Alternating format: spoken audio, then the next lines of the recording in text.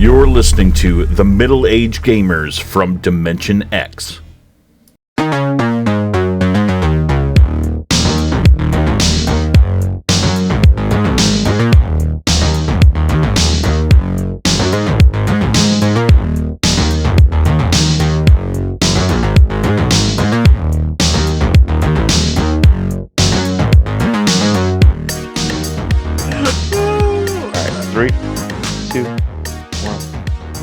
What's up, everybody? Season finale of Magdx, episode 20.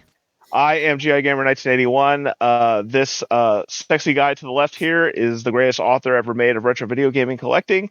He's basically the Stephen King of collecting retro video game collecting books. Stephen King. So his next one's going to be a scary horror film, so it's going to be great. Yeah.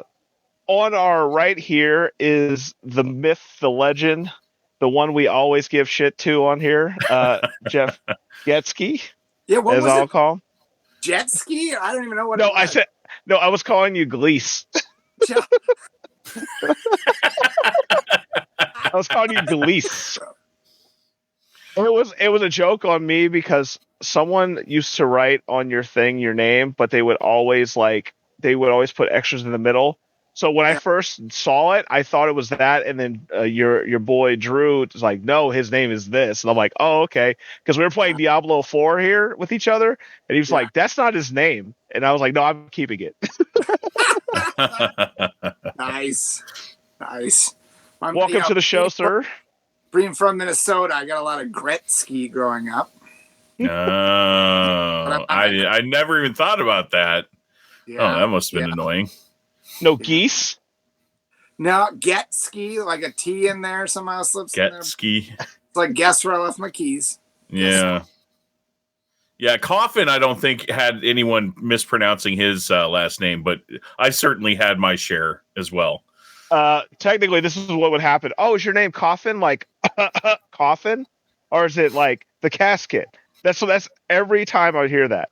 And I hated that joke. So like, oh, nice joke. I've never heard that before. Yeah. Or my other one, like, shucks. So, why don't you introduce yourself, sir? This is the Kano of Oh man, Kano of the video game collecting world. Just get the heart out there. Yeah. I don't know. I still don't feel comfortable with this background that we got on here. There's like pineapple on pizza. Yeah, it's delicious. It would be distracting to me too. You would have two choices: you in your sexy pose or pineapple pizza. So we went with the censorship here. Ingrid came up with that. My wife, my lovely wife. I was taking a picture. That picture was generated specifically for the Stephen King of video games' book. Mm-hmm. To get a picture of the collection. She's like, you should just lay on the pool table. I mean, honestly, like it needed a centerfold. So you are my centerfold in the book. As he kind of folded out. I wish. That would be funny. The funniest thing about that, I told him, I was flipping through the book one night and I did not know that was in there. And I was just cashing around, and then I wrote him. I was like, "What the f is this?" And that's when I posted on our little secret group. I was like, "What is this? Who stuck this in here?" It was awesome. So funny.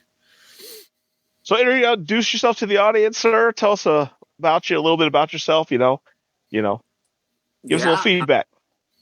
So my name's Jeff Geske. I got game doc down there because I am actually a doctor. I'm a cardiologist at Mayo Clinic, which is like up in the snowy Minnesota Midwest. Mm-hmm. I love collecting games. It's like an escape from work stress. And I grew up enjoying games. And then when I went into medical school, actually, I was getting really into studying. And my wife... it all comes down to her. She said, listen, you're kind of getting a little imbalanced. Like you're working too much, you're studying too much. You need a hobby. And that night I found my old Super Nintendo and all my childhood games. I was like, I love this thing. And I thought, I'm going to get some more. And so I ended up kind of going out garage sailing and hit the pawn shops and it just kind of exploded. And one of the cool things that I always kind of coveted or wanted growing up, but never could have or afford, was actually the Neo-Geo, which is behind me there. And yeah, buddy. Talking about later, but it's been a fantastic way to meet people. I mean, both you guys I've met through this hobby, got a lifelong friends, and I have organized some local swap meets and love meeting up with friends at conventions and talking games. And I like every part of the hobby. I like hunting for games. I like cleaning games. Like when I get a pickup, I like going through and cleaning it, and I like organizing it, and I like taking a picture of it. I love putting plastic on it. Oh, I love upgrading stuff when I find something that's better than mine. I love trading. I love talking about new games. It is so cool when you find something that you had no idea was out there. Mm-hmm. And I gotta say, like, the most recent thing that I've really enjoyed, I'm helping Tristan with this. I mean, like, it's this tome of collect. And I know you talked about it before on the podcast, man, but like, I don't know, listeners, you have no idea how cool this book is. Maybe when you're listening now, it'll be out, and just like go click and buy it. Like, it's incredible. But like scrolling through, I thought I kind of like knew the PlayStation 2 library. I got a good chunk of it. And then I'll come across a game and I'll be like, what? I had no idea that was even released. Yeah. Mm-hmm. And I love finding that, and then, learning about it on YouTube and picking it up and trying it and seeing how it looks upscaled. I really like almost every aspect of the hobby, except for when there's online drama. I try and like remove myself from that. And that's why it's great to have friends like you guys that don't bring any of that. I can't agree with you enough. Like you said, we met through this hobby, and it was because of the online vitriol and just awful people that we kind of met each other. We were both awful people, so that's how we got to get. We were both on the opposite side. We actually have a moral compass when it comes to like collecting the right way, if for lack of a better term. But we were just so sick of dealing with all this drama and not knowing if someone was going to just screw you over, that we decided to make our own group and vet everyone. I mean, that sounds really elitist and gatekeeping, but we can trust everyone in that group to do the right thing for the most part. So it's invaluable to have, and the networking that comes out of this hobby is just incredible. Like growing up, like both Eric and I were in the Omaha metro area. And we have our own microcosm of like collectors and whatever. But, branching out online is and being able to like make friends where we would have never met these people ever is just I'm so thankful for it. And I'm definitely thankful for your friendship and the expertise that I've definitely borrowed from you. Do you remember when we first met, Tristan? I don't specifically know. Portland. It was actually one of the first mega. Well, yeah, I remember the first time we went in person, but not online. Oh yeah, that's what I was talking about. Yeah. Yeah. Mm-hmm. You're like, did you pick up AM2R? And I had no clue what that was. No, hey, you've got Coffin to thank for that one. He's the one who told me about it. And you like went and you're like, there's like 10 copies here, and I picked one up for you, and I was like, whoa, that's so cool. Like it was. I love that that like when you guys and I have met up in person, it's just totally continuing a friendship. Yeah, we don't see each other that often. Like we chat and we know each other, and we've got so many great things to talk about with gaming and outside of gaming too. And I love that. Yeah, it's really fun for me because I remember like the old days, it was like the Wild West, all those Facebook groups, you know what I mean? Dude. So people like meeting each other, then it was like craziness going on, like people screwing people over and scamming people. There was the old the gambling bids. You remember those? Like the wheel. Oh yeah, the wheels. Yes. And crazy ones like that. I never did it. Never. Nah, me neither. Nope. I was just an observer.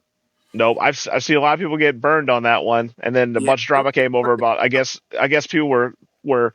I guess they were doing over states, and that's illegal. And so, like, FBI got called on them and stuff. Yeah, like real bad stuff. Consider that.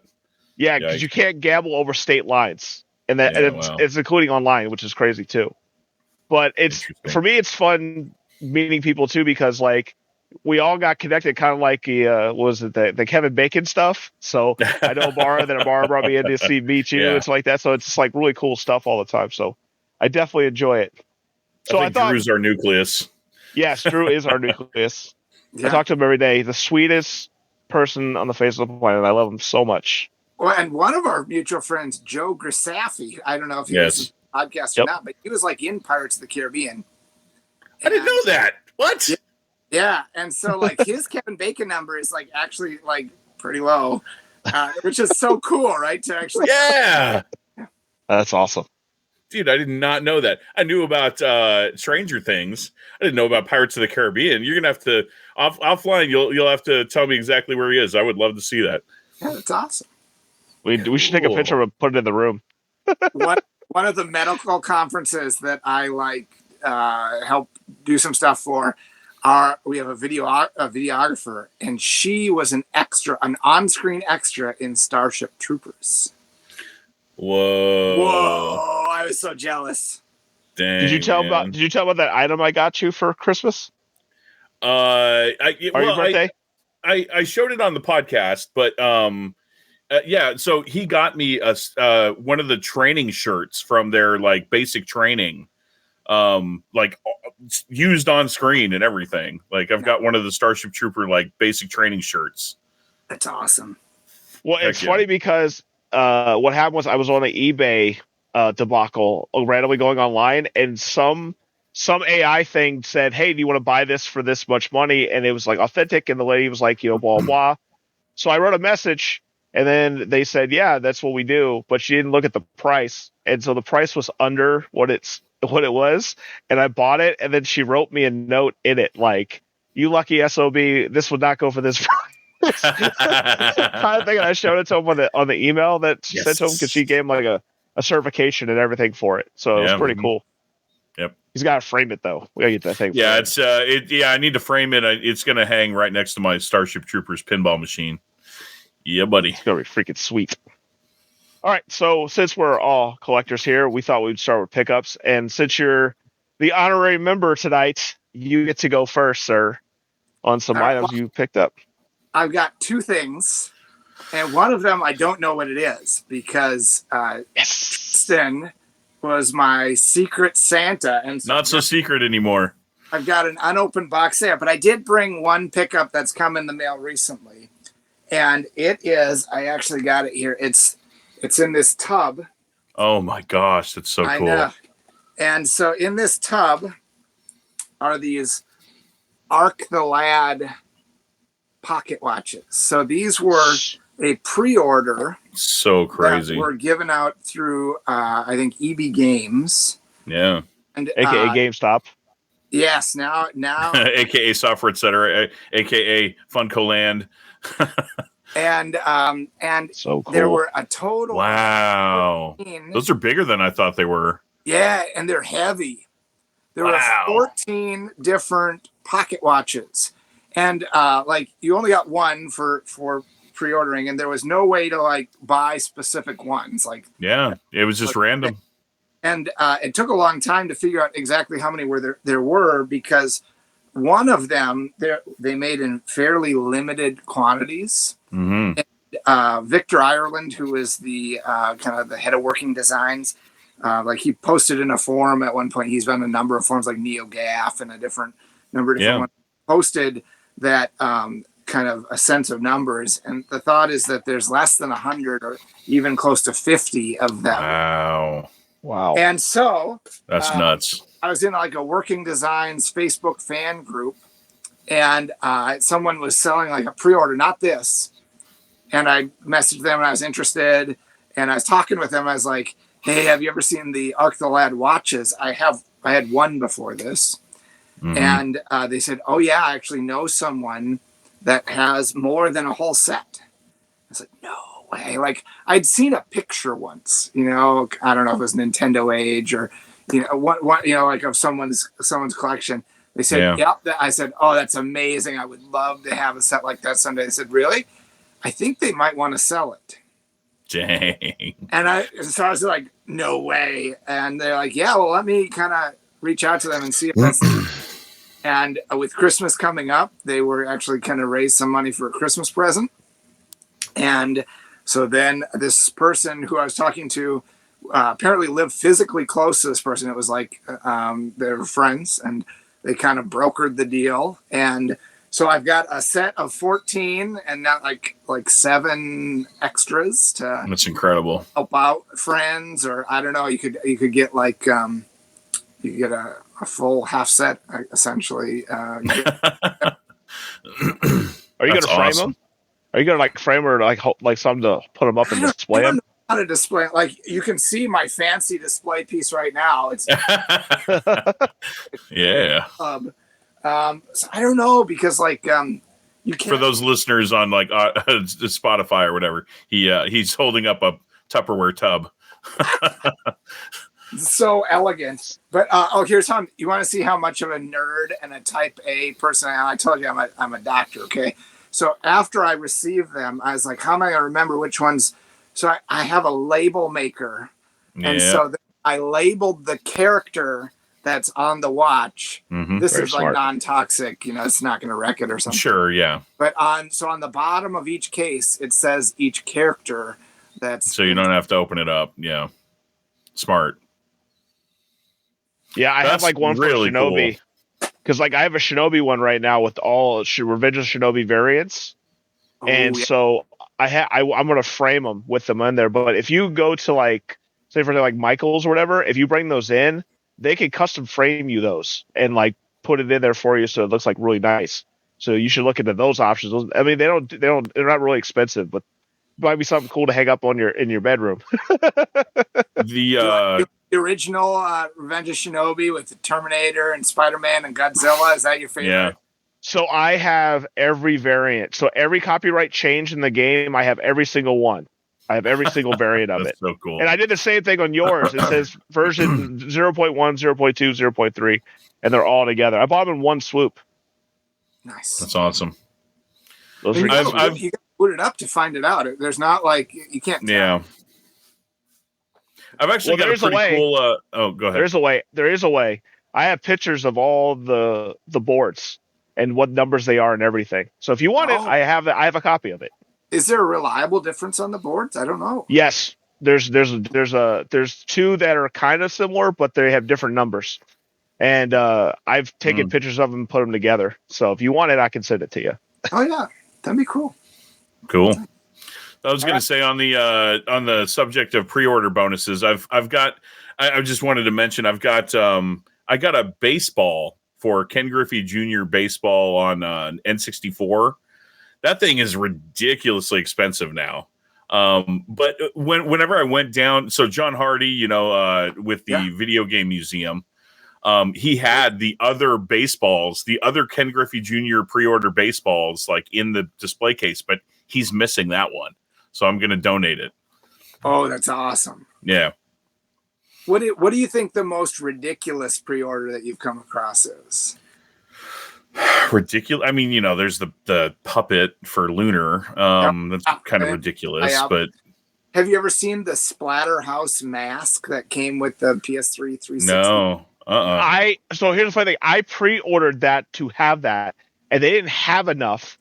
And so I got the collector's edition of it, but I didn't get the mask. It's literally like this big. It's on like a little trophy stand. Wow. That's really cool. And it's hard to find. Yeah. Mine would have to be I had a Resident Evil 4 demo, which he actually gave me. It was actually looks like a regular game, and it's actually like a demo, just a demo disc they had at the stores. And then like there's a one for Resident Evil, which is pretty cool. They have a DVD that came out with Resident Evil Code Veronica for PS2, but it's all Wesker's story. So it's a DVD of the guy voicing Wesker, tells you his whole entire story through all the games. Interesting. Oh, cool. Yeah, it's pretty cool. Well, Doc, let's see what you got. All right. Drum roll. Displays to go. I wonder what the. Oh yeah. So that was part of this right here. This display. Excellent. So it's still taped shut. So I have not opened it. So we're gonna crack it open here. All right. I started it so that I didn't have to. I didn't wrap them individually, so they'll just be kind of unceremoniously in there. All right. So let's see. This is the first thing here. Oh yeah. Let's see. Now I've got some plastic to put on any games, just to help Eric. In case that's the case. Let's see. Boy, I might end up needing the scissors here. There we go. I channel my inner court and just tear into this, right? Yeah, Hulk smash. Ooh. Oh, no. You can thank me for that, too. Yeah. I just throw the rest out now? Tell the people what it is. I mean, like, we didn't say it's going to be a horror show. This is a richly scented candle. And you'd say, well, what scent could make him so unhappy? And it is pineapple pizza. Oh. Hey, I think since it's your friend says sometimes you should at least take one big whiff of it. One big whiff. Oh, that's awful.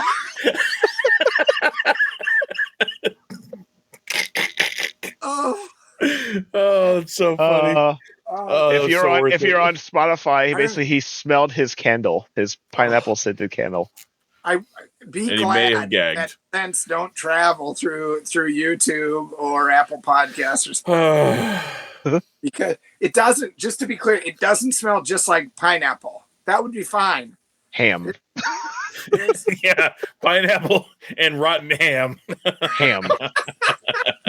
That's now hilarious. But here's also hilarious. His game room now is going to smell like that right now since he opened it. Like a delicious pizzeria. Do these quite a bit. I just want to point that out. All right, next. Oh my gosh. Next we've got a shirt here. Okay, I'm gonna not. Okay. Oh, you're official fanboy now. Yeah. Yeah. Look, we got one too. I'm not gonna strip down and put it on here. I actually wore a special shirt. This is like a preview for later in the show. Let's see if I can get it here.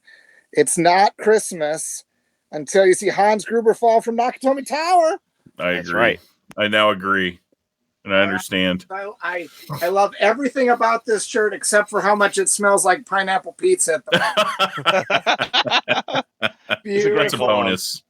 Oh, here we got The Hateful Eight. The other greatest Christmas movie of all time.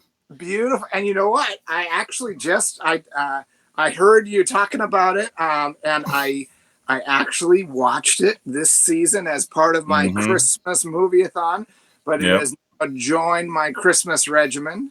Yes. Excellent. Thank you. Oh, dude. We got, The Great Dalmati. I don't know. Tell me. Yeah, so that is a super fun card game. I know that you play board games and stuff with your family. Yeah. That's a really it's an easy one to pick up and play, and it's really, really fun. Gosh, it's hard to explain. I'll explain it to you offline. It's going to be like really stilted and like I'm going to be terrible at explaining it on the podcast. But it's a really fun game that I've had a lot of fun with. Now, is it a collectible game or the? No. That's the set, and it was actually made by Richard Garfield, the guy who made Magic the Gathering. Did you guys play Mad? I know. Oh yeah, I was huge into it. My friend tried, but I felt like he was making up rules as he goes, and I got really irritated. He's like, well, you can't turn That's the land awesome. this way, and you can't do this card, and you can't do that. I'm like, well, then why am I playing this? Because I just can't seem to enjoy this. So I was in it for maybe a sec. I dipped my foot in it, basically. Oh man, look at this. That is incredible, dude. Yeah, buddy. Oh, dude. So I think I have 5 different models of CDI actually. Yeah. Is a terrible thing to say, like right, like the least attractive thing I've said so far. But that is awesome. I do not have this game. That is incredible. We got, so for audio listeners, Zelda Wand of Gamelon, part of the unholy trilogy of Zelda games. Yes. So Nintendo licensed out its properties after the deal with Sony fell apart for the Nintendo PlayStation.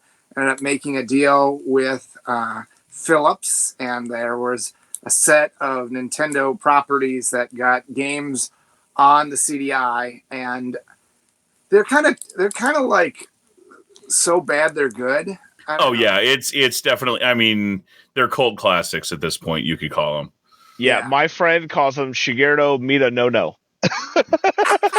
Yeah, no. Because he's like, he doesn't approve it, so it's a no. That is absolutely incredible, and even makes up for that awful candle that was. I hope that smells like pineapple pizza too. Thank you very much, dude. You're very welcome. Very deserving of it. Merry Christmas. Merry Christmas. Now you gotta play it. Yeah. While you light your candle. I actually have a portable CDI. It has a switch. Ooh, nice. That's right. Yeah, that's right. And so and like you have like, it's like the world's first Game Boy, you know, like it looks like, if you see a picture of it, it looks like it's going to be small, but it is like it's huge, this thing, you know. It's like brick. So that's awesome. Who's next for pickups? I gotta see what you guys pick. Go ahead, Eric. Okay, so you have to switch over to my camera. Oh yeah, because I usually have a lot. So that I forgot. Yep. Boom. Okay, and I'll get rid of this too. I'll put it over. So I love that. So okay, so I did buy a Portal. I bought a PlayStation Portal. I was very, very curious about it. Right now, this is like the what I call the Turbo Man for Christmas this year. No one can find it. It's going online for like $400. And what was funny about this was a used one, but what happened was on eBay it popped up on my thing and it was $260, and I just put one bid in of $260 and I won it. I did. I thought That's it was awesome. like a bunch of people were gonna be like putting onto it, but I won it, and so I got it. What's really cool about it is it feels just like a PlayStation controller. It's great. It's got the haptic feedback into it and stuff like that. The only caveat I want to explain to people: do not try to go to coffee shops or hotspots. It has no web browser, so if you don't have regular internet, it will not connect. But what's great is on Christmas I could take it over to my mother-in-law's house, hook to her Wi-Fi, and I could go remotely to my PlayStation here. And it does. It's not a 4K screen. It's 1080p, just so you're aware, but it looks amazing. And I'm very surprised. It's probably the best remote play thing I've ever seen so far. For it, does it have its hiccups? Absolutely. It randomly stuff will freeze. Fighting games at first when I was trying to play it lagged horribly with MK1, but it retails to $199. I would highly suggest not going on eBay and buying them. You're not going to get lucky like I did on accident.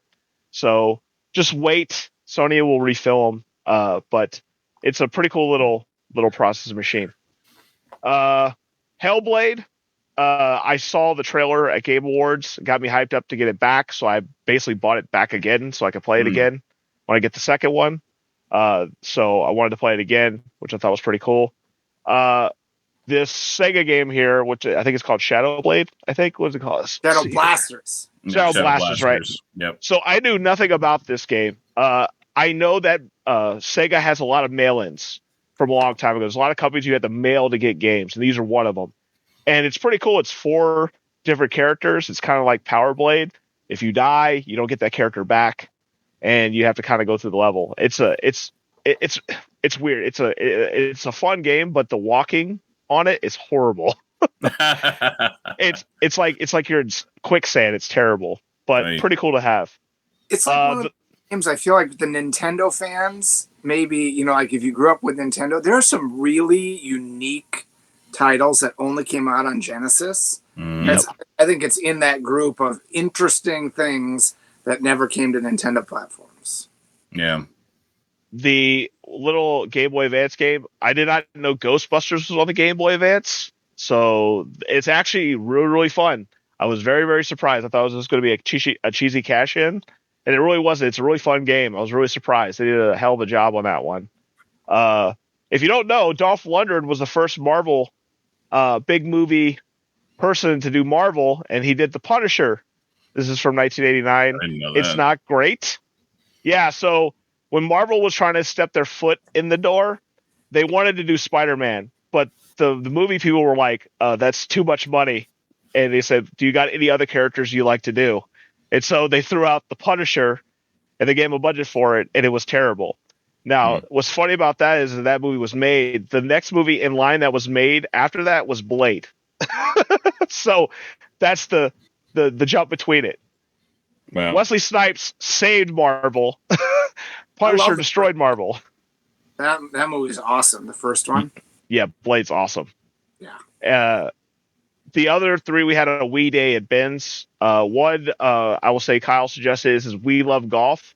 It's a Capcom game, and it has Capcom like Chun-Li and Jill from Resident Evil and stuff. I had no golf. idea that they were in that golf game. It's so interesting. And it's made by the same people that make the Hot Shots golf. So pretty cool to have that. Mortal Kombat Armageddon. I did not buy it for its fighting. I bought it for its Mario Kart or Mortal Kart. Yeah. So I just wanted it for the Mortal Kart. A bar for you. The puzzles in the game, the puzzle game in there, the Tetris game in there is just like the Pocket Fighter for Street Fighter, and it's insane. You can do like fatalities and all kinds of stuff. Nice. And the Mario Party, not Mario Party game that I didn't have, which was Fortune Street. I love it. Have you played it?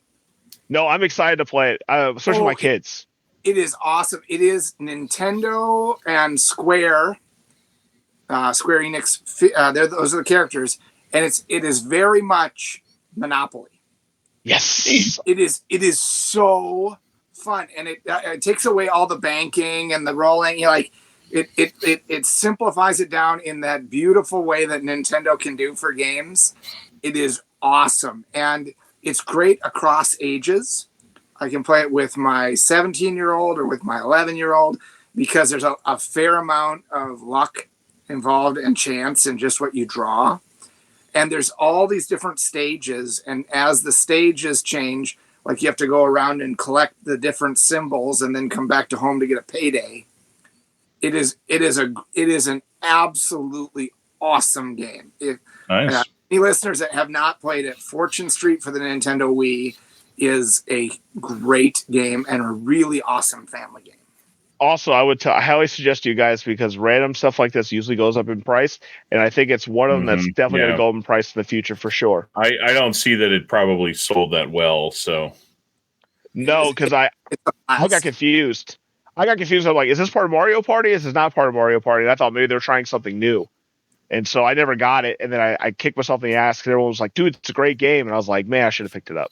Mm-hmm. I think if they, rather than call it Fortune Street, if they would have called it Mario something, sales and it is a top-notch game for sure. Awesome pickup. I had to think of more for these. I'm obsessed with guides. I'm obsessed with horrible games, and he knows two of them that I enjoy a lot, which is Jaws and Fester's Quest. Interesting note, Fester's Quest actually had a guide on Nintendo. Did you know that?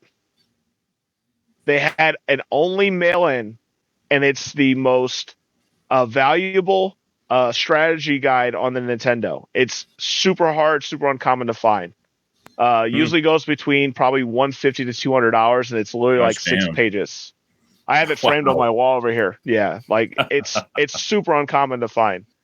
But that dude who makes these, 8-Bit Steve, they are awesome. They're a fun read, They're fun to look at. He has really good strategies that I never knew anything about on those games because I like playing shitty games and figuring out how they tick. But they're really, really cool, and I can't thank you enough for finishing my set of his because I have Friday the 13th, Mike Tyson's Punch Out, and then these two. So I'm pretty happy. Yeah, he only made 4. So 8-Bit Steve and I are both on the advisory board for Old School Gamer magazine, and he and I got to talking.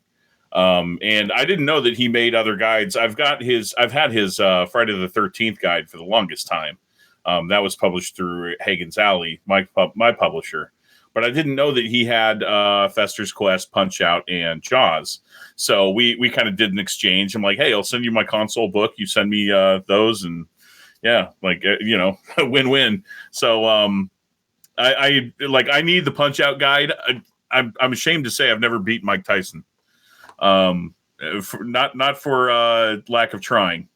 And I'm now 42 years old with a hand tied behind my back because my reflexes aren't what they used to be. But I'm hoping this guide will give me the edge in actually it's definitely a milestone I need to hit at some point in my life. Yeah. The other two I have there are Funko Pops. I know a lot of fans are not like that. We had a white elephant, and someone had them. Sub-Zero actually glows in the dark. That's right up my alley, and I'm a big Mortal Kombat nut. So I snatched this away from another guy. He got really mad because I got it on the last one. I just waited for the right time to attack him.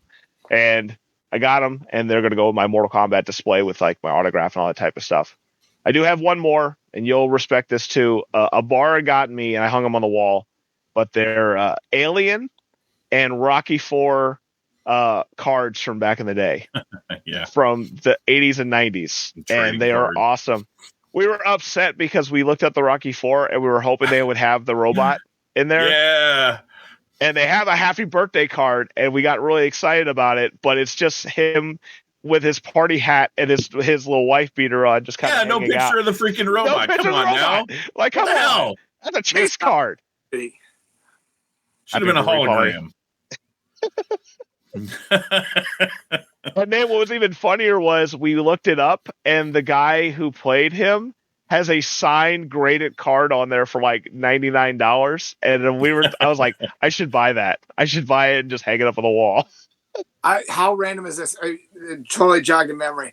I have a little arcade in my basement, and Lethal Enforcer's cabinet, and I came across this, and I'm trying to think, I think it was maybe eBay auction, but like the guy who is the actor on the side art, it's got that cheesy side art. Yeah. Like was selling his cabinet, and he was like, really high because it was like side art guy's cabinet.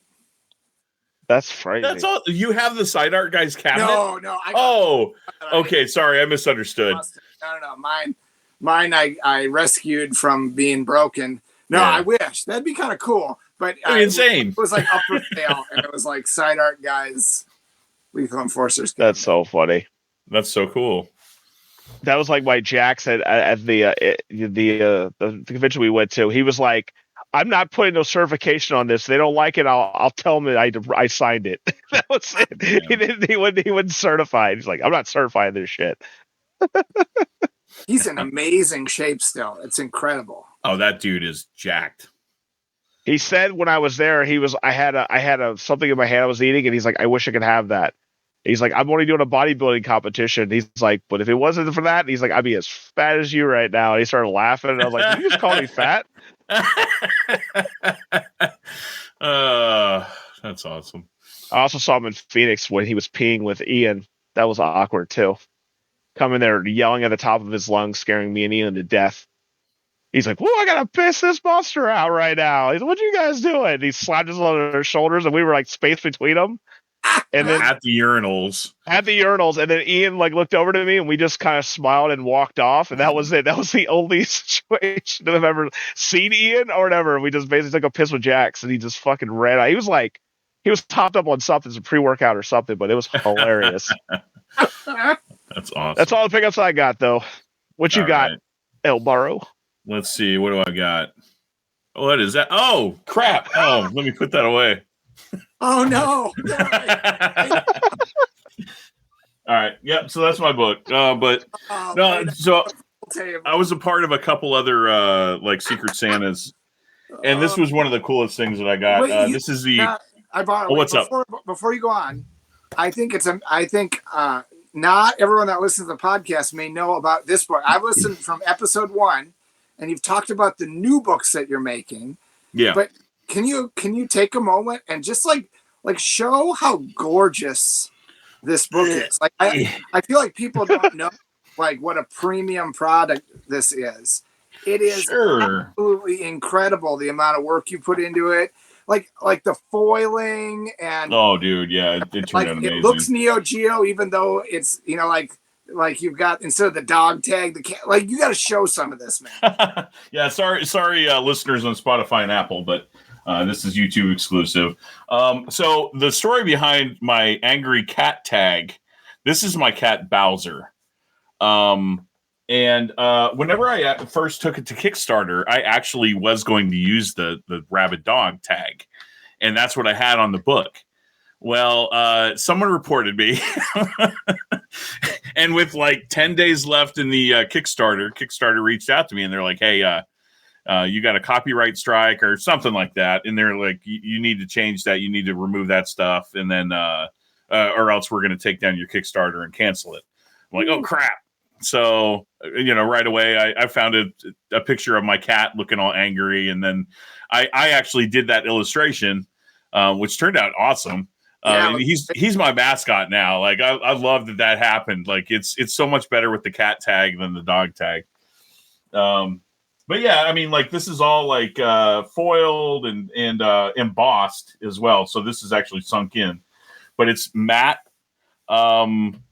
Like it's got a matte feel to it, so it's like soft. It's freaking awesome. But and then gilded foiling on the pages. It's incredible.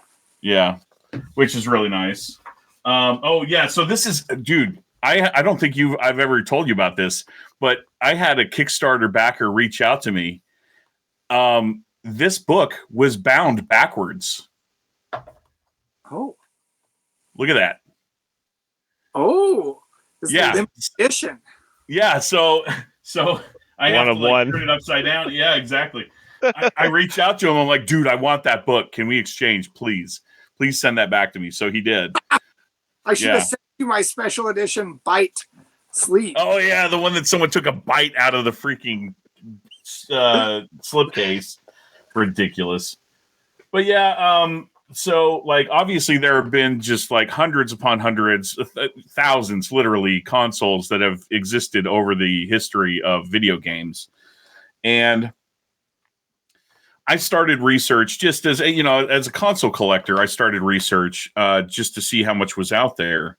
And I kept coming across more and more that I didn't know existed. So I took it upon myself. I was going to make a guide for myself and collect. Because I feel like, and this is where, these collecting books are kind of a passion to me. I think whenever you're collecting, if you don't have a goal in mind, then you're just spinning your wheels. So if you don't know exactly what's out there, then, you're really handicapping yourself as a collector. Because, you're always going to come across stuff that you don't know about. But, putting together a book or whatever, reading books and educating yourself is really beneficial to being a collector. So whenever I did research, I noticed that there wasn't one source out there that had everything. Everyone had pieces and parts, but no one place you could go to had everything. So I took it upon myself to do that. And that's what this book is. And I mean, obviously, it's hard to kind of categorize them. I broke them down into 12 categories, which is a miracle. That took a long time in and of itself. But I just tried to find the best pictures that I could. If I didn't have a picture, then I took a picture myself of my own console in a light box. It's 460 pages. It's got a visual component in the front that's kind of like coffee table-esque, and then an encyclopedia type index of like information on all these consoles. And then in the back, a whole bunch of bonus stuff like doctors laying on pool tables and whatnot. Sassy. I mean, people might know about different Nintendo consoles or even Sega consoles, but like this dives down into early Pong things. You got you go deep into the things that are out there. And I mean, like, there's a platform, for example, called the MSX, and that was a Microsoft computer standard. It wasn't popular in the United States, so we don't really know about it, but it was really popular over in Europe and Japan and in Korea. And one of the really interesting brands of consoles is the Zemix, which, who's heard of that? That's a Korean MSX, and they've got all sorts of really interesting looking consoles. So it's just really cool to see what all is out there. And it's in this one concise book, which is available right now if you want to purchase it at premiumeditiongames.com or my own website, vgcollectorguide.com, if you want a signed copy. Yeah, like with the Analog Duo that just came out, you could see what all the original. There's so many different PC engines and PC Engine Duo and Duo R. Yeah, I love it, man.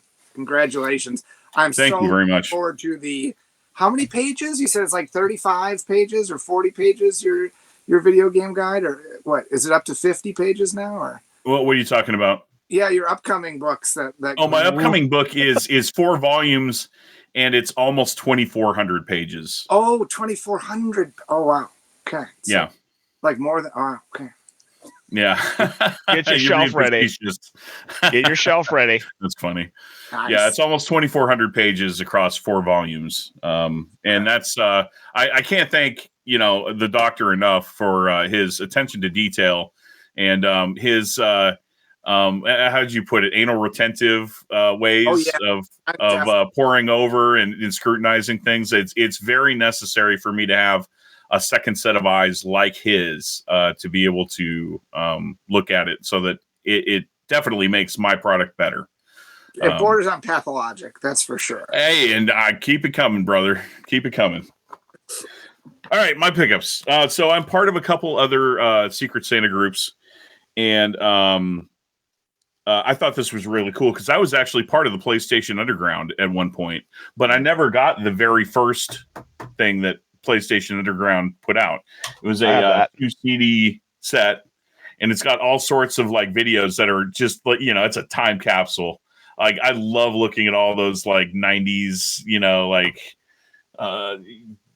guys with blonde hair and freaking jean vests and, Janko jeans. Yeah. Yes. Certified here. I still rock a pair of Janko jeans. I love it. Do you really? Oh, that's awesome. I wish I had a pair. Kids well, if I had a pair, it wouldn't fit right now. But I feel that you were a System of the Down guy. I'm just going to say that right now. Nice. I definitely was. I had a black pair, and I wore them out so bad they almost turned into shorts. Like, I ripped the whole bottoms of them off. Man, if you've never worn a pair of Janko jeans, they're comfy, man. Comfy. They really are. You can like put a Super Nintendo in the back pocket. Yeah, 100%. Literally. All right, so games that I picked up lately, and I'm actually kicking myself because I've got my Analog Pocket. I picked up the Orange Spice one, but it's not within reach. So that's one of my pickups in the last couple of weeks. But one of the games that, and this publisher continues to do this to me, Nicholas. They come out with all these games that I've never heard of before. Crystal Crisis is a puzzle game that has characters from all sorts of Nicholas games, like my guy Isaac here. He's in the game. You can kind of, like think of Super Puzzle Fighter, where like you've got the characters on either side, and then you playing the puzzle game. I finally, I ordered this months and months and months ago from Play Asia. But I'm a huge shmup fan. And I got Donanpachi Saidaiojo. Or Daiojo, not Saidaiojo. That's the sequel to this one. But this is an incredible game. Bullet hell shooter. What's that? My favorite shooter? Off the cuff. Probably Mushihime Sama Futari. Yeah. Jamestown for Bug me. Princess. Jamestown's mine. Yeah. And then finally, I've got one more. I don't know if you guys have ever heard of this game, but I think there's actually an English like eShop release. But this is called RPG Time. Oh, I don't know that one. No, Yeah, neither. dude, look it up. So when you talk like handcrafted visuals, like everything is like in pencil and like handmade, and it's just crazy. Like it is a really crazy, really cool, unique game on the Switch. If you want to check that out. But yeah, those are my pickups. Cool. Nice, man. Oops, wrong button. All right, there we go. Yeah. All right. Is there a button to get rid of pineapple pizza? Because that would No. Well, we can go to this other view if you want. Yeah. I do have one game for you guys that you guys are big Turbo fans, and I thought I'd let you guys know about it too. Okay. Since I forgot it. Oh, and that reminds me of something too. I got it right here. Maybe while he's gone, I picked up one other thing too. Oh, go ahead. Oh yeah, I picked up Hey. Might and Magic 3 on the Turbo Duo. So this was back. It's a later release. And I'm trying to think. It is a TTI distributed release. Yeah, I was just gonna say I don't like the TTI design. Like I hate it. Yeah, so a lot of these, were predominantly mail order, but Might and Magic 3 had a map with it, and the map is always absolutely toasted and it was a late evening after work, and I scrolled through eBay, and I had a save search, and someone put up a Might and Magic with a best offer, and I threw out what I thought was kind of a crazy offer, and they just took it. They didn't even counter offer, and it was like, oh. That's awesome. So a game I've been looking for a long time, and it was one closer. I'm down to one Turbo Duo game, one Turbo CD game, and one Hue card game for completing case sets. Well, I think I can guess the Turbo Graphics game. What's the Turbo CD game? So the Turbo Graphics is, of course, Magical Chase, Mm-hmm. And I ended up finally getting it down just to that one. But that'll be a long time coming. The last Turbo CD or Turbo Duo game is one called Dynastic Hero. Yeah, Dynastic. Yep. But I've slowly chipped away at a few of the other ones, Terraforming or Super Air Zonk, and now How long ago did you pick up Tonma? I remember you needing that one for the longest time. Yeah, I was down to 2 for a long time, and I was in a Turbo group, and a guy unearthed his collection and decided he was going to sell it from. So I'm the second owner. Wow. And he posted in the group, and he was asking, like, what is stuff worth? And he got a bunch of comments, and I messaged him, and I said, hey, I'm interested in that. And I also got Shockman, and I gave. Yeah. Mm-hmm. I had a copy of Shockman, but it was one that our mutual friend Drew. I thought he would really like, because it's a little bit Mega Man-esque. Maybe now, if there's a huge Shockman fan shaking their monitor in anger right now, I'm sorry. Or they're screaming at their podcast, but there's some similarities, and so picked that up for our mutual friend Drew, and he gave me a very good deal because it had the original manual and the Hue card, and it's one of the later releases that never came in a case, so it was a box with a plastic tray, and then the Hue card and the manual. So I have like some custom cases that are made for all those later releases. Yeah. One, this just got an English translation, and I wanted it for a while, and it's called War of the Dead. Turbo Reproductions did that, and they finally got the English translation for this. So it's basically like a zombie apocalypse RPG, and basically you're dealing with you have to basically upgrade your stuff. You have to do survival stuff, and you have to build up your weapons and food and ammo and all that type of stuff. But it never had an English release, so they Turbo. I came up. I was really excited because he had Mega Man, and I was like, maybe I'll pick those up. And then I saw that, and I hate to say it, Happy Console Gamer was talking about it, and then randomly this English translation came up. So it was, I think it was $60, and they do an awesome job. By the way, I never had any of their stuff, but they like 3D printed the middle. See right there, yeah, and then the actual card itself. But yeah, I thought that was pretty cool. If you're in the zombie horror and RPGs, this is right up your alley. I always wanted to try it, so very nice. Thought I'd bring that to you. Can we take a moment to celebrate that Samurai Showdown CD? Samurai Showdown. RPG, yeah. Had a fan translation. It's been in the works for so long, and congratulations to the people that put in the work for it.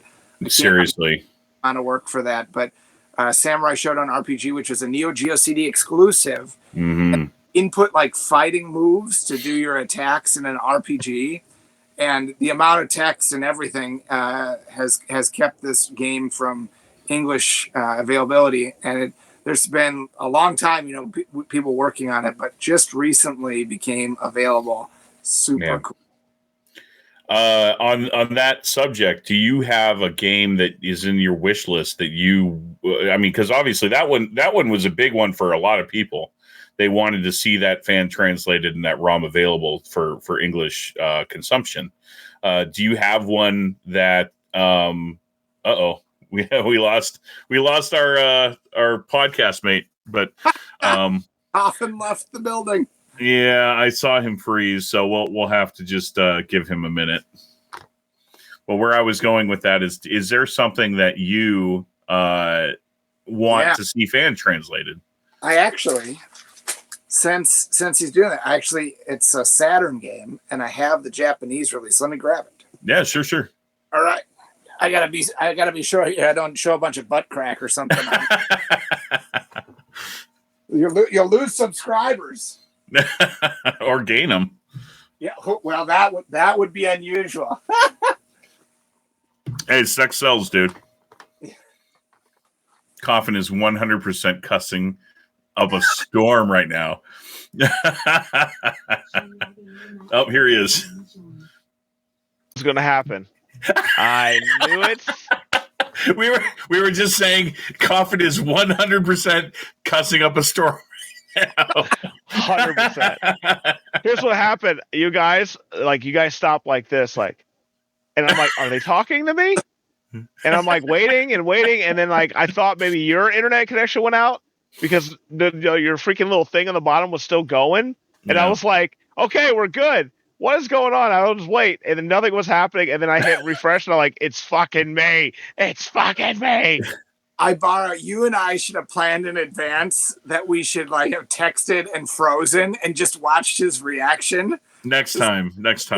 And now he's gonna wonder if it's real or not.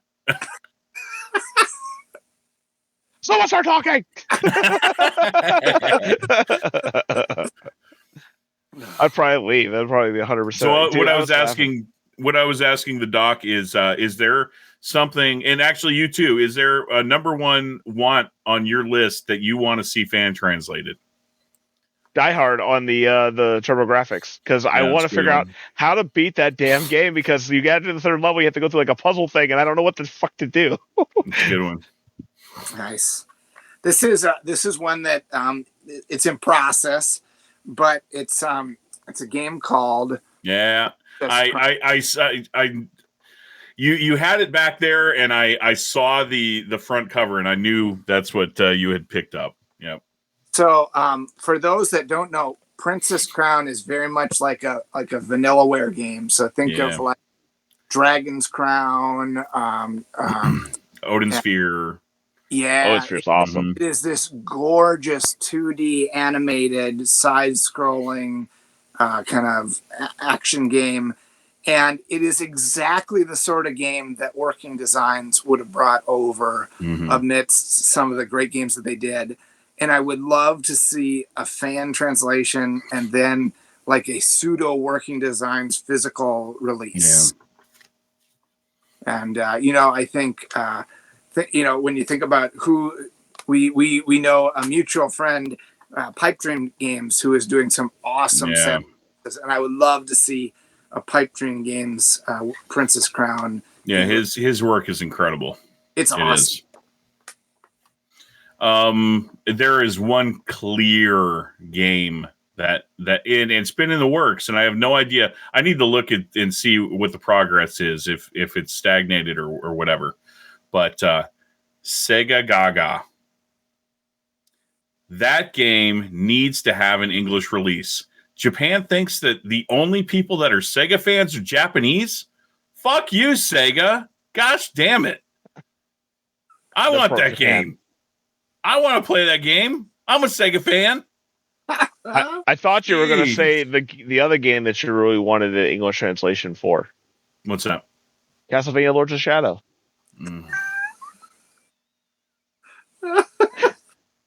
Oh, no, you mean like a translation, like a remake, like a good game?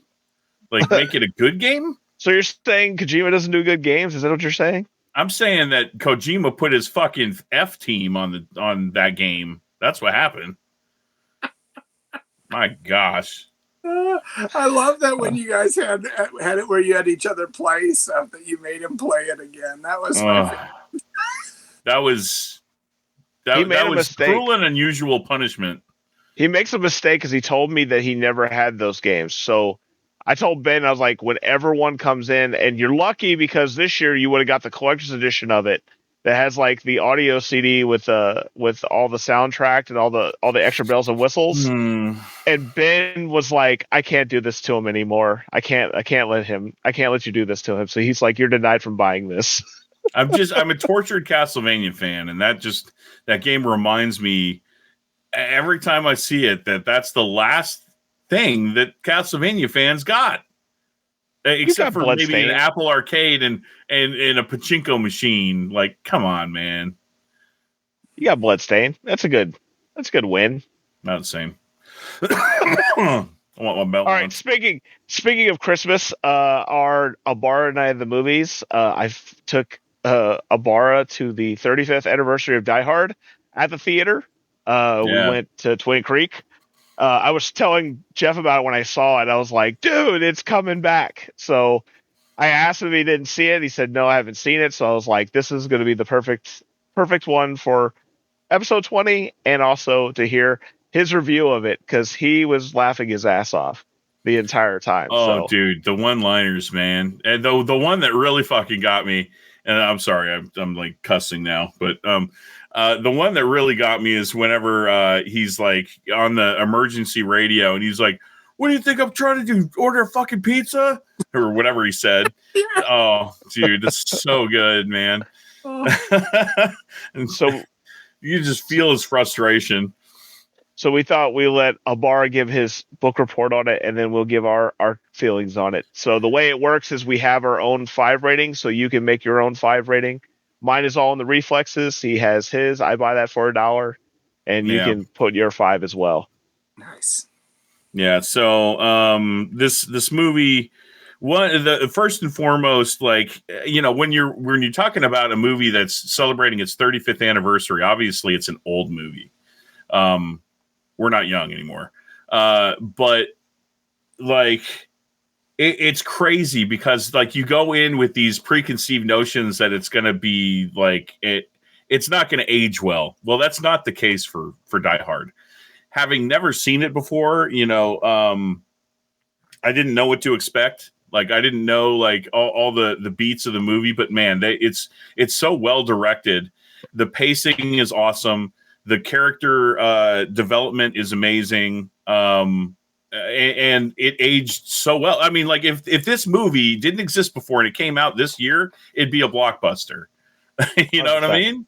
Like, yeah, 100%. You know, maybe with different actors, obviously, but well, you know, maybe it wouldn't have worked without Bruce Willis and Professor Snape, whatever his name is. I can't remember. Rickman, Alan Rickman. Yep. But it's just incredible. Like, it's so well done, and like.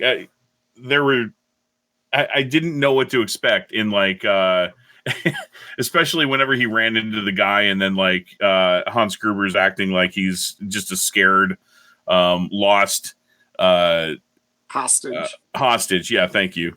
That was hilarious to me, but so frustrating knowing that he's right there. Just fucking shoot him. So I got to ask you, having just gone through it, is Die Hard a Christmas movie?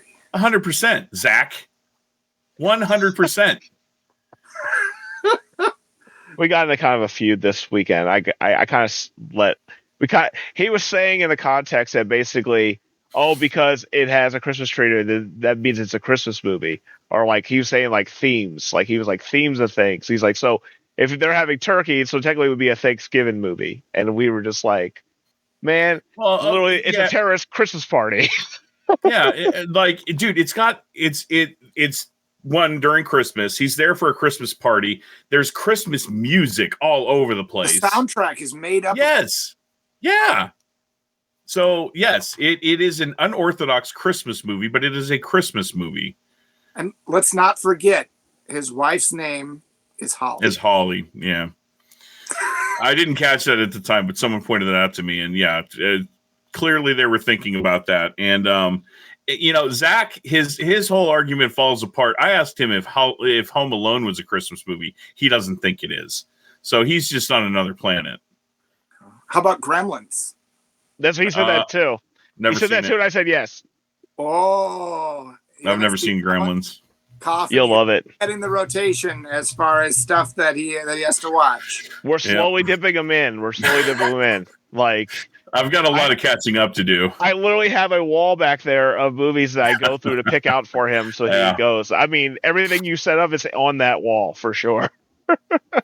It should surprise no one at this point. If you've listened to this, if even a few episodes of this podcast, that you name the movie that I should have seen, and I probably haven't seen it. Yep. Just how I grew up. It's got to be kind of fun, though. Like, you have this. Yeah, it is. Yeah, because, I mean, I felt, dude, going to Die Hard in the theater in 2023, having never seen it before, how many people would just pay shit tons of money to be able to see it for the first time again? Now. I felt so privileged. That was not lost on me. That was not lost on me. I felt like a proud parent taking to his son to a movie that he saw as a kid. The whole entire time I was telling my wife, Melissa, I'm like, I can't wait to see his reaction afterwards. He's just going to love this movie, and it's going to be great. I was laughing out loud and just like excited throughout the entire thing. It was so good. The other funny thing was Melissa's like, what if he hates it? And I was like, there's no way. There's no way this is going to happen. So what's your rating? Oh, it's I mean, if I could go higher than 5 out of 5, I'd buy that for $1, then it would be, but it's definitely a solid 5 out of 5. Awesome. My context on it is that it's the first, I was telling him, it's the first action movie I've ever seen where it looks like someone got the shit kicked out of him. Like, in real life, this would really happen. If they did, I know there's a lot of things he had jumping through vents and stuff like that. I don't think that's happening. But what was funny is that I'm actually fluent in German. So Melissa's like asking me questions on what they're saying. And like, they're literally saying everything they say in English is the same thing they say in German, which was hilarious. So like, they're saying shoot the glass. And then he's like, shoot the glass. And I'm like, see, they're translating it right there. But I think it was fun because my wife Melissa's just like him. She's never seen any of the pop culture movies ever. So for her to watch it, she was really excited to see him watch it. And I think it's the perfect Christmas movie. I do. I honestly think that you have to watch it. Like, I just did the Violent Night just came out, and that one is another one that's added to my list of crazy freaking movies. And I think we have to show him part 2 next. Part 2 has to be done next. But I would give it all the reflexes 5 out of 5. Yeah. My wife, Natalie, actually came with us, too. She had never seen it before, and she enjoyed the hell out of it, too. And she's not, like, the quintessential action movie fan. So if, that speaks volumes if she enjoyed it and she thinks it's a Christmas movie, too. Zach. One more thing, Game Doc. Did you know that it's the Carl Weathers multiverse? No, tell me. So he was in LA, all that craziness happened. So then he moves to Chicago, where he becomes Family Matters. He's literally playing the same character. Winslow. Carl Winslow, yep. He's literally playing the same character through the entire movie. To the transition. We're gonna do like the Predator handshake with Carl Weathers, right? Yep. Yeah.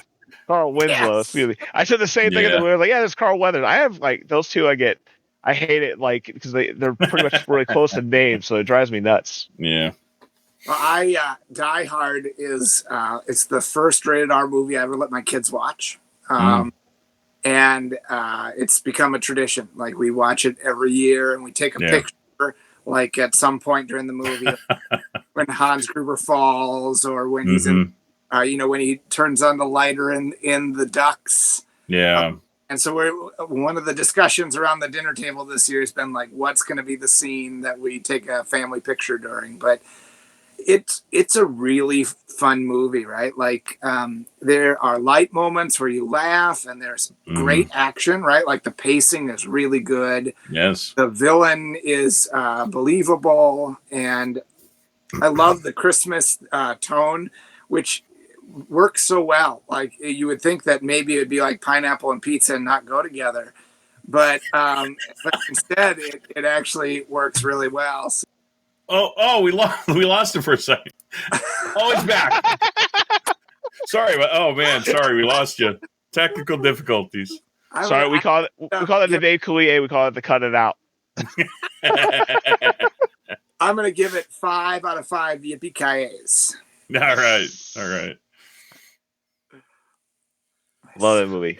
Oh, so since we got you on here and you have like $1 million sitting behind you right now, like $1 bazillion, we thought it would be a fun topic for you because same thing when we did with Courtney with his PC gaming. A lot of people don't really know about Neo-Geo collecting. A lot of collectors know about it. Everyone's kind of afraid of it when they see it. We just had Neo-Geo games get dropped off at bins, and everyone's face when they picked them up and looked at them is hilarious because everyone does the same thing. They pick them up. Oh, that's $500. Let me just put that back right now. So I wanted to get your mindset on collecting for it. What maybe would be beneficial for someone that's starting collecting Neo-Geo? And also, maybe some things that they may not know, like certain games, certain things they may not know about Neo-Geo. I know, like you guys in Turf Masters, you and Rodolfo's war over Turf Master. Yeah. Well, so I think the first thing to know, right, this is a contemporary of like the Super Nintendo and Genesis. So when those games were out, whenever a game would come from the arcade to the home console, there would usually be downgrades expected, right? And you would occasionally get a really great port, like Street Fighter 2. I think they did an amazing job porting the arcade to the home. But then you can have terrible arcade to home ports like Time Killers on the Genesis. Yeah. Right. So you would never know quite what you were going to get, except for the Neo-Geo, which was an arcade system that was the MVS. These were cabinets that would have multiple games in them, and the home ports are identical. I mean, gameplay-wise, they're identical. And it's not that you can take the game from inside the arcade cabinet and put it into a home system. There were actually 2 different versions of the Neo-Geo. So the MVS is the arcade version. This was arcade cartridges that you would put in, and there were different slots. So there was up to 6 slots that could be where 6 different cartridges could go in the system. And at the time of release, the MVS carts were actually more expensive. And when they made a home version, they didn't want arcade operators to go and buy the home version cart and put it in their arcade system.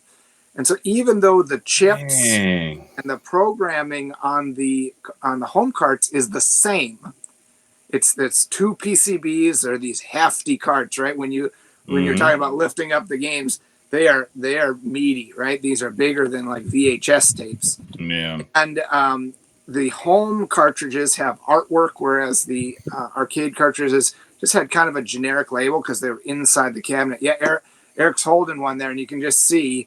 And like compare that to like the size of a Genesis cartridge. It's like. Do you have a banana for scale? My head's for scale. Look at this. Head. Like, But so the awesome thing is that gameplay was identical. Now, the not awesome thing is that the home system was ridiculously expensive. At a time, a Super Nintendo system would be, $200, and you get 2 controllers and you get a pack-in Mario game. To get the 2 controllers in a pack-in game for the Neo Geo was like $600.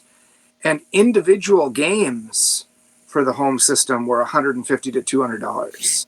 Mm-hmm. So, and we're talking like early 90s dollars. So it's like almost $300 basically per game.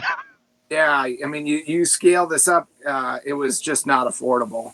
And so I had growing up, my first system, this was actually not an NES. I actually had a Super Nintendo first. Really? Yeah, I always surprising. Nintendo at my friend's house. But then my first was a Super Nintendo, and I would subscribe to EGM, and I would always drool over all the Neo Geo games and play them in the arcade. But I knew I could never have a system. Yeah. And so when it came time to start collecting, when I was in medical school, my wife said, "You need a hobby because you're getting imbalanced with work." The top thing on the list was always, what if I could find a Neo Geo? And I would always thought like it would be great to have like an English system, like the kind that I would have bought, like if I could have somehow. Yeah. And find one in the box, and then find English games like I would have maybe seen at a store or ordered. I don't speak or read Japanese. And if you put a Japanese game into an English system, it plays in English. And if you put an English game into a Japanese system, it plays in Japanese.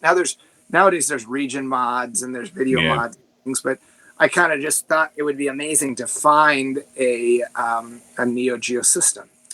And so being the type A, nearly pathologic person that I am, what I did was I wrote a script that searched the United States Craigslist for Neo Geo.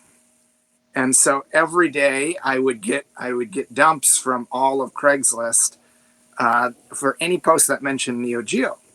And sure enough, one day someone posted a complete in-box US Neo Geo AES, the home system, English home system with 4 games. And they posted it for $150. Wow. And I reached out and I said, "Listen, I'm nowhere close to you. You're like 8 or 9 hours away from me, and I would almost just drive to you." He said, "Oh, don't do that. Like, why don't I just sell it to you and you pay for it with some PayPal?" And I was like, "That's amazing, but I don't want you to wreck this." And he triple boxed it and sent it to me, and that's kind of what kicked it off. Absolutely incredible. These the games that are up here, they're all English, and there are some fan-made ones, but almost all of the ones that are back there are legit English releases. But that's one of the things that I would maybe tell an early collector is that an English game and a Japanese game, the packaging is different, but the game itself is not different. And just like we said, the home carts, while they have cool box art and cool cart art and come with a manual, the gameplay is no different than the MDS cart. And so if I were starting, first I would play some ROMs and see if I actually like the Neo Geo stuff. There's some incredible 2D fighters. There's a great variety of things. Not a lot of RPGs, I would say. We talked about the one RPG that would be the case, but there is a really cool library, and the graphics and the gameplay are just mind-blowing when you think of it as being a contemporary of the Super Nintendo and the Sega Genesis. Well, the thing that was always stunning to me, and my first exposure to the Neo Geo wasn't the AES, most people's exposure to Neo Geo was the MVS, the multi-video system, obviously, because it was in the arcades. Yep, mine too. Back when arcades were a thing. But I mean, the Neo Geo that I would always play on was actually in a grocery store, Safeway, and my mom would go grocery shopping, and I would sit there just camp in front of the Neo Geo. Every once in a while, she'd kick me a quarter or two. But a lot of times I would just watch the attract mode, just sit there and watch. So Neo Geo's got a special place in my heart for sure. I don't know where I was going with this. Where what were you saying right before I interrupted you? How it's basically good looking, like the Oh yeah, that's what it was. So the thing that's stunning about Neo Geo games, like the first thing you notice is the scaling. Oh yeah. Like the scaling in and out, like where these huge these sprites that are like far away from you, if you get closer together, then it zooms in. Like it's so cool, and there's nothing like that on the home a home system back in those days. The sprites are huge too, because like when I saw Earthquake for the first time, I was like, Jesus, he's huge. Yeah, dude. Also, I don't know who their people they had working on there.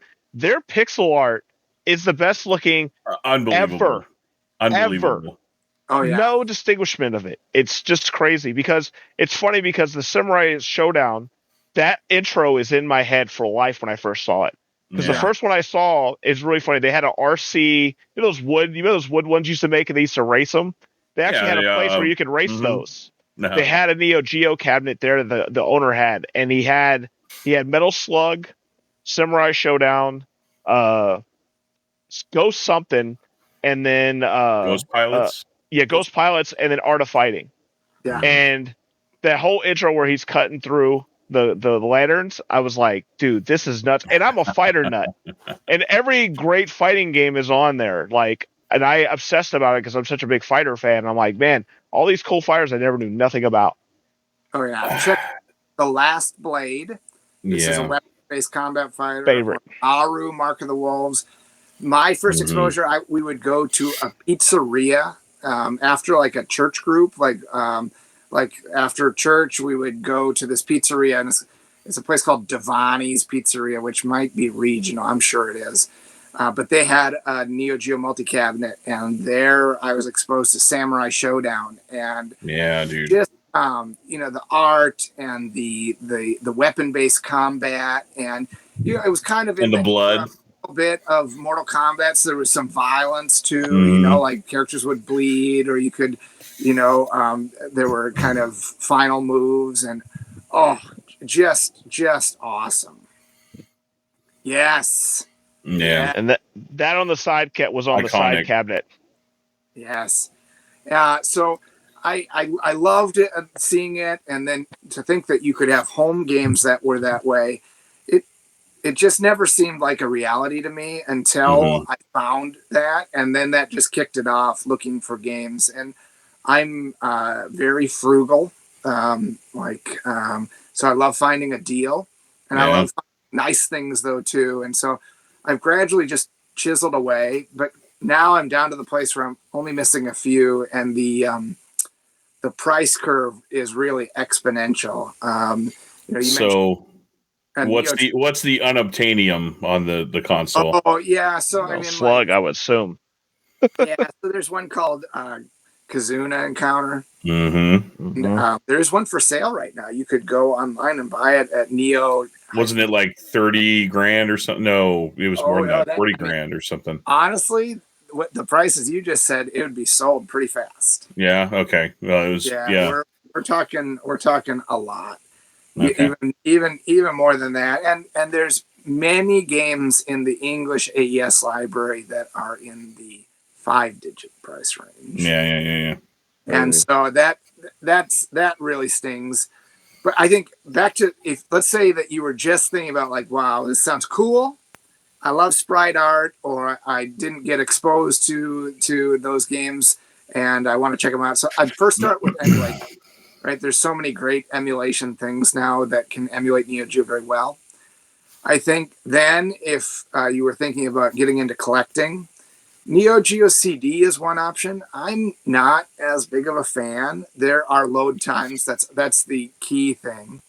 One thing though, Polymega, all load times are gone, and it plays just like the actual cartridges. Yeah, and some Neo Geo CD games actually had orchestrated soundtracks, or where instead of the chip tunes, they're CD soundtracks. That's usually for the later releases. I didn't know that. Releases that had that, but some there are some CD releases that actually have features that the carts don't. With that said, it's even absent load times, it's not perfect because there's times when the disc has to change tracks. And a lot of times it's very good, especially if it's a lower meg game. But for some of the later games, it's a little bit less than perfect. So then if you said, listen, I either don't want to deal with the CD, or I love cartridges because I do. I mean, Super Nintendo, Genesis. I would start collecting with arcade carts, and you can still get a lot of those for a very good deal. And although they don't look particularly fancy, they kind of look like VHS tapes. They don't very much so. Label, they just have a text label on the end. But there are consoleized MVS consoles. I have one called the Omega. That's awesome. And it looks a lot like a real Neo-Geo, but it's a consoleized MVS player. So you just put the cartridge in that, and it works. Did you hear about their new Bluetooth controllers they just made? Oh yeah, is it 8-bit dough or? No, that company is making Bluetooth like the round clicker ones. I don't know if they're 8-bit dough, but I know that it's supposed to be like there's no lag to it or nothing. Oh, that's awesome! And Neo-Geo the home system came with joysticks. We were used to control pads, but the Neo-Geo AES came with these big size joysticks. Think ball top joysticks with 4 buttons. And that was just great. The Neo-Geo CD later on came with the clicky stick, and there's certainly fans of that as well. Please, great. I think, let's say you wanted to do Neo-Geo AES because you're a little bit crazy, then I think I would decide if you're okay with Japanese releases, knowing again that the Japanese releases are going to have a lot of the same art. And they're going to play the same. They'll play in English on a system, and they'll be sometimes an order of magnitude cheaper. Or then you can dive off the deep end like I have, and end up picking up Neo Geo AES English games. Mm-hmm. But the thing there is you have to watch out for high-end counterfeits. Yeah, that's scary. There's a lot of counterfeits. Real scary. Yeah, and they can be pretty good looking. And, we're talking about things like, I think maybe a parallel for those that aren't into the collecting arena might be something like Magic cards, right? Think about buying a Black Lotus, right? Well, it's a piece of cardboard, but it's special that it's legit and original. And even though you could get something that looks a lot like that, if it's not original, all the value is lost. And so finding original games with original art, with original instructions that haven't been damaged ends up being a really fun thing. And I never would have guessed that I could have a collection like this, but I've just chipped away at it over years where I pick up one at a time and I savor it and enjoy it and make the memory of finding it. I don't crash collect. Where I pick up a huge amount at once. I can say there have been a couple of times where that's happened, where a friend has sold me part of a collection. But even when there's been great stuff in that, I actually don't have the memory of like finding that one thing and enjoying it. So I think it's a great part of retro video gaming. It's really, there's some amazing gameplay, but you don't need to dive into English AES collecting to enjoy that. But if you're someone that, say, is looking for, the white whale, our board. Lost him again. He's cussing again. Hey, when he comes back on, we got to freeze. Yeah. Okay.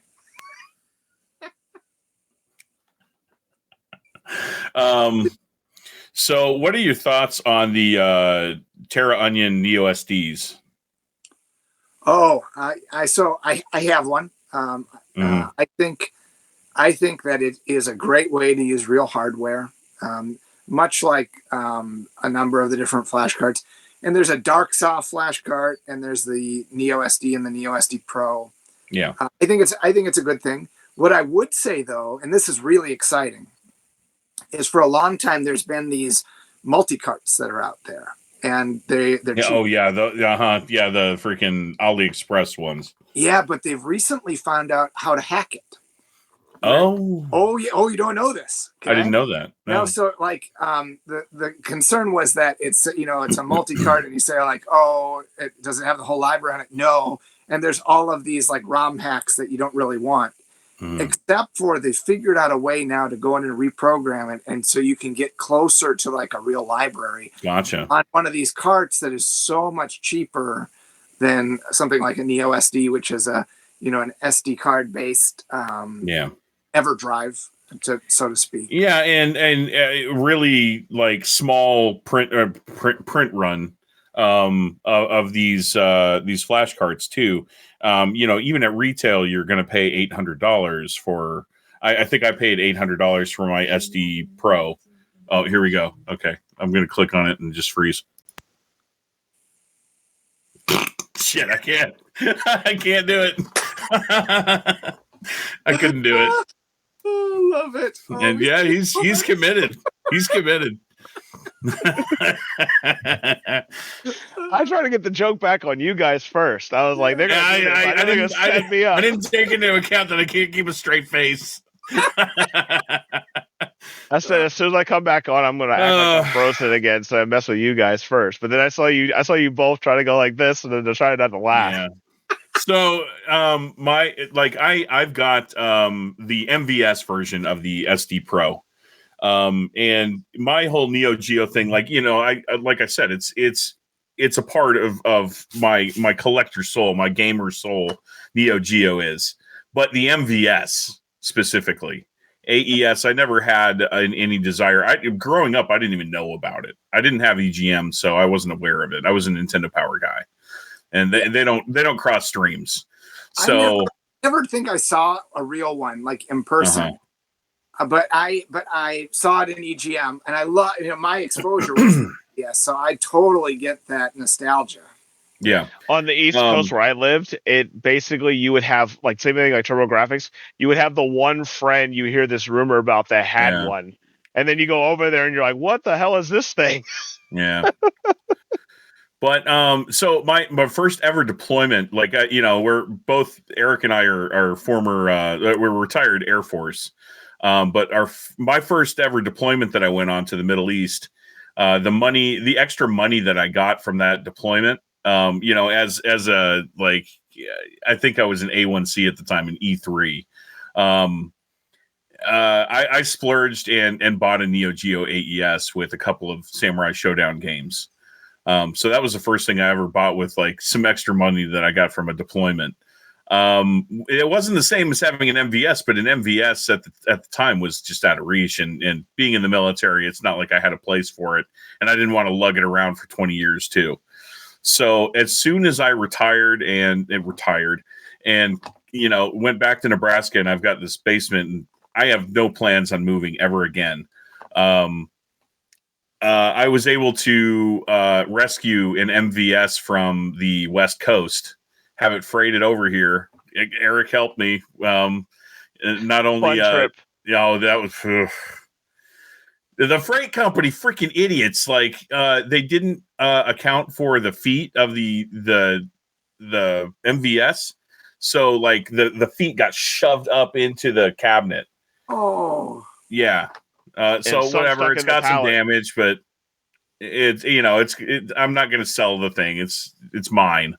So, I've fully like revamped it. The thank goodness the CRT was just immaculate, but the board itself needed a whole lot of TLC. The control panel needed a overhaul, and the rest of it's just patina. But I've got an SD Pro in that thing, and man, I love it. I absolutely love it. And what a cool idea that you can have an arcade that you can put carts in, so that cabinet ends up it can be any number of different games. Yeah, it's anything I want. Yeah, it's so cool, man. I've freaking loved it. And I especially love versing people in Neo Turf Masters every once in a while, and seeing how on the green. I'm gonna say it. I'm so mad. Every hit that I do just like him, my stuff gets always jacked up. But he gets perfect green shots every time. Makes me so mad. I don't want to play it. Turf Masters. I said we have it. a mutual friend who has the English Neo Turf Masters card, which is like a $20,000 game just to do. Yeah. Mm-hmm. And so every time I go over to his house, I pretend to put it under my shirt and leave. Oh, I wouldn't pretend. Yeah, I would put my germs on it. Oh, it's mine now. The funny thing about me was I've been same thing like you. I was unicorning that thing for years. I was like, if I ever find one, I'm gonna find one. And our friend Candy here, by the way, I used to do drug deals at his house. Amara went on one of those drug deals at his house. So we go to his house. I would buy stuff from him. Figurative drug deals, not literal. Figurative drug deals. Yeah. So what happened was he showed me a box. He said, "Hey, it was an AES gold, so I thought it was a US one, right? So I got really excited. The box is AES gold. The inside is Japan. So I got really excited. He's like, guess what I got? And I saw it and I was like, oh. And he's like, it's got Japanese in it. He's like, I'll sell you one game. He's like, you've always been good to me. He's like, I'll sell it to you for $400. And I was like, I just got paid and I basically make like $1,000. So basically I took half my paycheck. I was like, here you go. And brought it home. I have and what's funny too is me and Abar had an opportunity to literally buy an entire Neo-Geo set at one of our stores we had here, and they were only $80 a piece. They had an insane collection. It was this was like in 2007 or 8. Oh. Yep. And you named the title. I wish I didn't know anything about the freaking Neo-Geo at the time, like the expensive stuff. So there was probably some stuff staring me in the face. Me and him went in there and we were like negotiating, talking about like maybe we should pick these up. And then me and him would open it and play with it. We're like, we don't even have a Neo-Geo system. Nah, we'll never have one. And just flip him back up. And he got the Baseball Stars 2, right? You got that one there, right? Yeah, I got Baseball Stars 2. And I got Art of Fighting. That's the one I got. Baseball Fatal Stars Fury. 2 and Super Baseball 2020. I effing love those games. I think Super Baseball Stars 2 is one of the top absolute top games of arcade sports, right? It's up there with like NBA Jam, Baseball Stars 2. Yeah. So much fun. So much fun. So next topic we're going to talk about is we always do kind of like a top 5 rating here. So what's going to happen is you'll give us you'll start from low to high, and Abara is going to pull up bad reviews on these games, and you're going to have to either agree with it or do a disagree to it, and why you disagree. Yeah, just defend your game, basically. Correct. Well, and these are all banger of games, mind you. So, all right, we're gonna go. Well, transition. Okay, we'll start with a Neo-Geo game. I'm gonna pick Samurai Showdown 2. Mm-hmm. So, I don't know. Is that one of the? You want me to tell me? Yeah, it is. Yeah. Just say your top 5, and then I've only pulled up 2 bad reviews, so I took it easy on you a little bit. So I think there are a number of awesome one-on-one fighter games on the Neo Geo, and you'd be hard pressed sometimes to say which one is the best. A lot of people love Garu, Mark of the Wolves. Mm-hmm. I think it is a top tier game. The sprite work on that game is just unreal. The graphics are awesome. The combos, like it is a fine tuned game that is gorgeous, and the sound is amazing. And to put that up again next to some of the 16-bit titles and realize like this is playing on a system of that era is absolutely out of this world. I mentioned Last Blade. I think there are a lot, the Neo Geo really excels in one-on-one fighters. Yes. And for me, Samurai Showdown 2 ends up being some nostalgia, right? That was Samurai Showdown was the game that I was introduced to at that pizzeria. And just like Eric, the intro is just embedded in my brain. And I feel like Samurai Showdown 2 just took everything up a notch. maybe this will make it for some people, and maybe others won't. But I feel like it's kind of like Mortal Kombat 1 to Mortal Kombat 2. Like, I love Mortal Kombat 1, but when 2 came out, it was so much bigger and better and awesome in a number of different ways. And Samurai Shodown 2, I feel like, did that for me. And there's not really a dud in the Samurai Shodown series, at least on the Neo-Geo. Later on, maybe when they tried to go to like the Neo-Geo 64, not so much. But for 2D sprite work, there's really no bad games. And you'll find people that have, just like the King of Fighters series, and there's 94, 95, 96, 97, 98, 99, 2000, 2001, 2002, 2003. I've got all of them, except 2000 didn't really have an English release. But finding who likes which one is going to be a huge debate. But for me, Samurai Shodown 2 is the magic. Yeah. I'm partial to 1. I'm just going to let you know. I'm very partial to 1. It was the same thing for me. Number 2 was always the one that I played, but that's just because that was the one that was in the MVS cabinet at the arcade. So, yeah. So this person, it's not a bad review. So this is off of Metacritic. This person said, "It's the truth. You either love this game because it reminds you of Slurpee fueled afternoons at the 7-Eleven near school, or you're an incredibly knowledgeable fan of fighting games who wrote your 500-page dissertation on the subtle differences between SNK and Capcom games. You guys are cool. You'll love it. But to the entry-level fighting gamer, I can't fully recommend it." What do you think about that? I feel like many games, it gets hard real quick, right? Just like Mortal Kombat 2. Just like many arcade games, right? They were designed to eat quarters. And so I think if you're talking about like the first round, you put in a quarter and you're enjoying button mashing and swinging your weapon and the scaling and the cool character design, the amazing backgrounds and the great music. I can't agree. I think, though, if you're a one-on-one fighter aficionado, maybe there are some mechanics that other games over time have developed that are even better.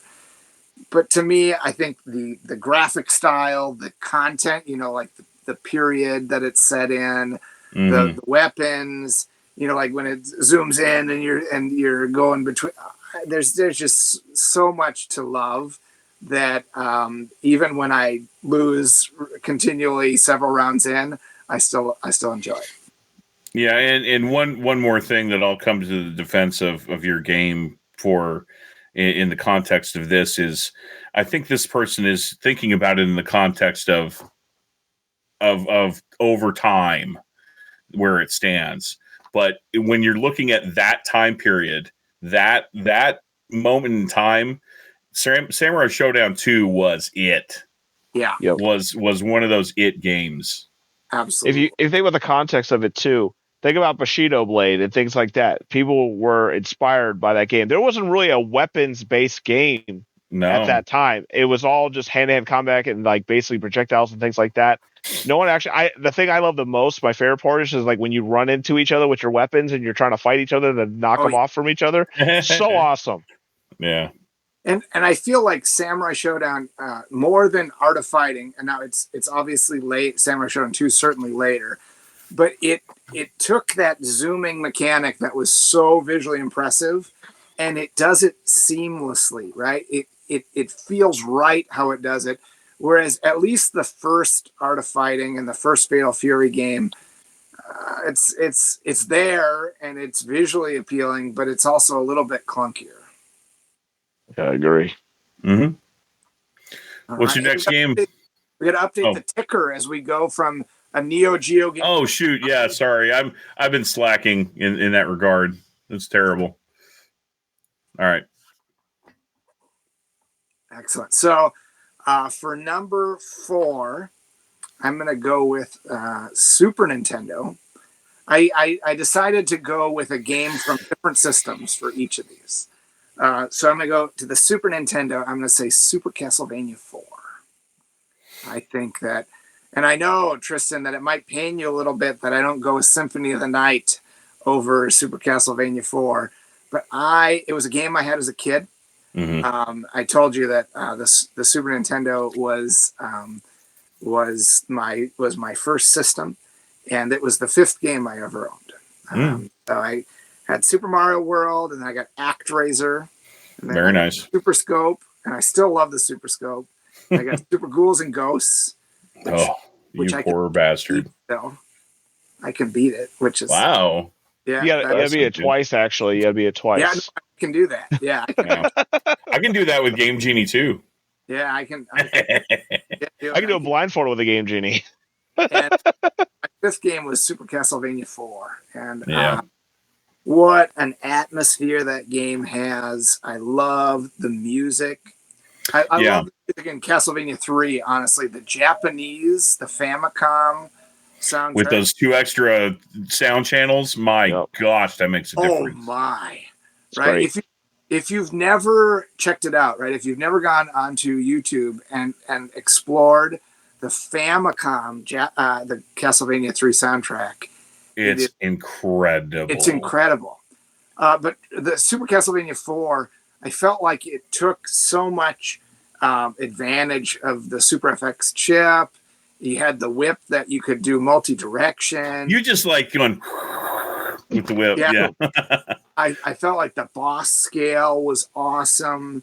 And the soundtrack was just something that I loved, and I still listen to regularly as a way to just kind of relax. And if I'm working late, sometimes that's one that I'll put on.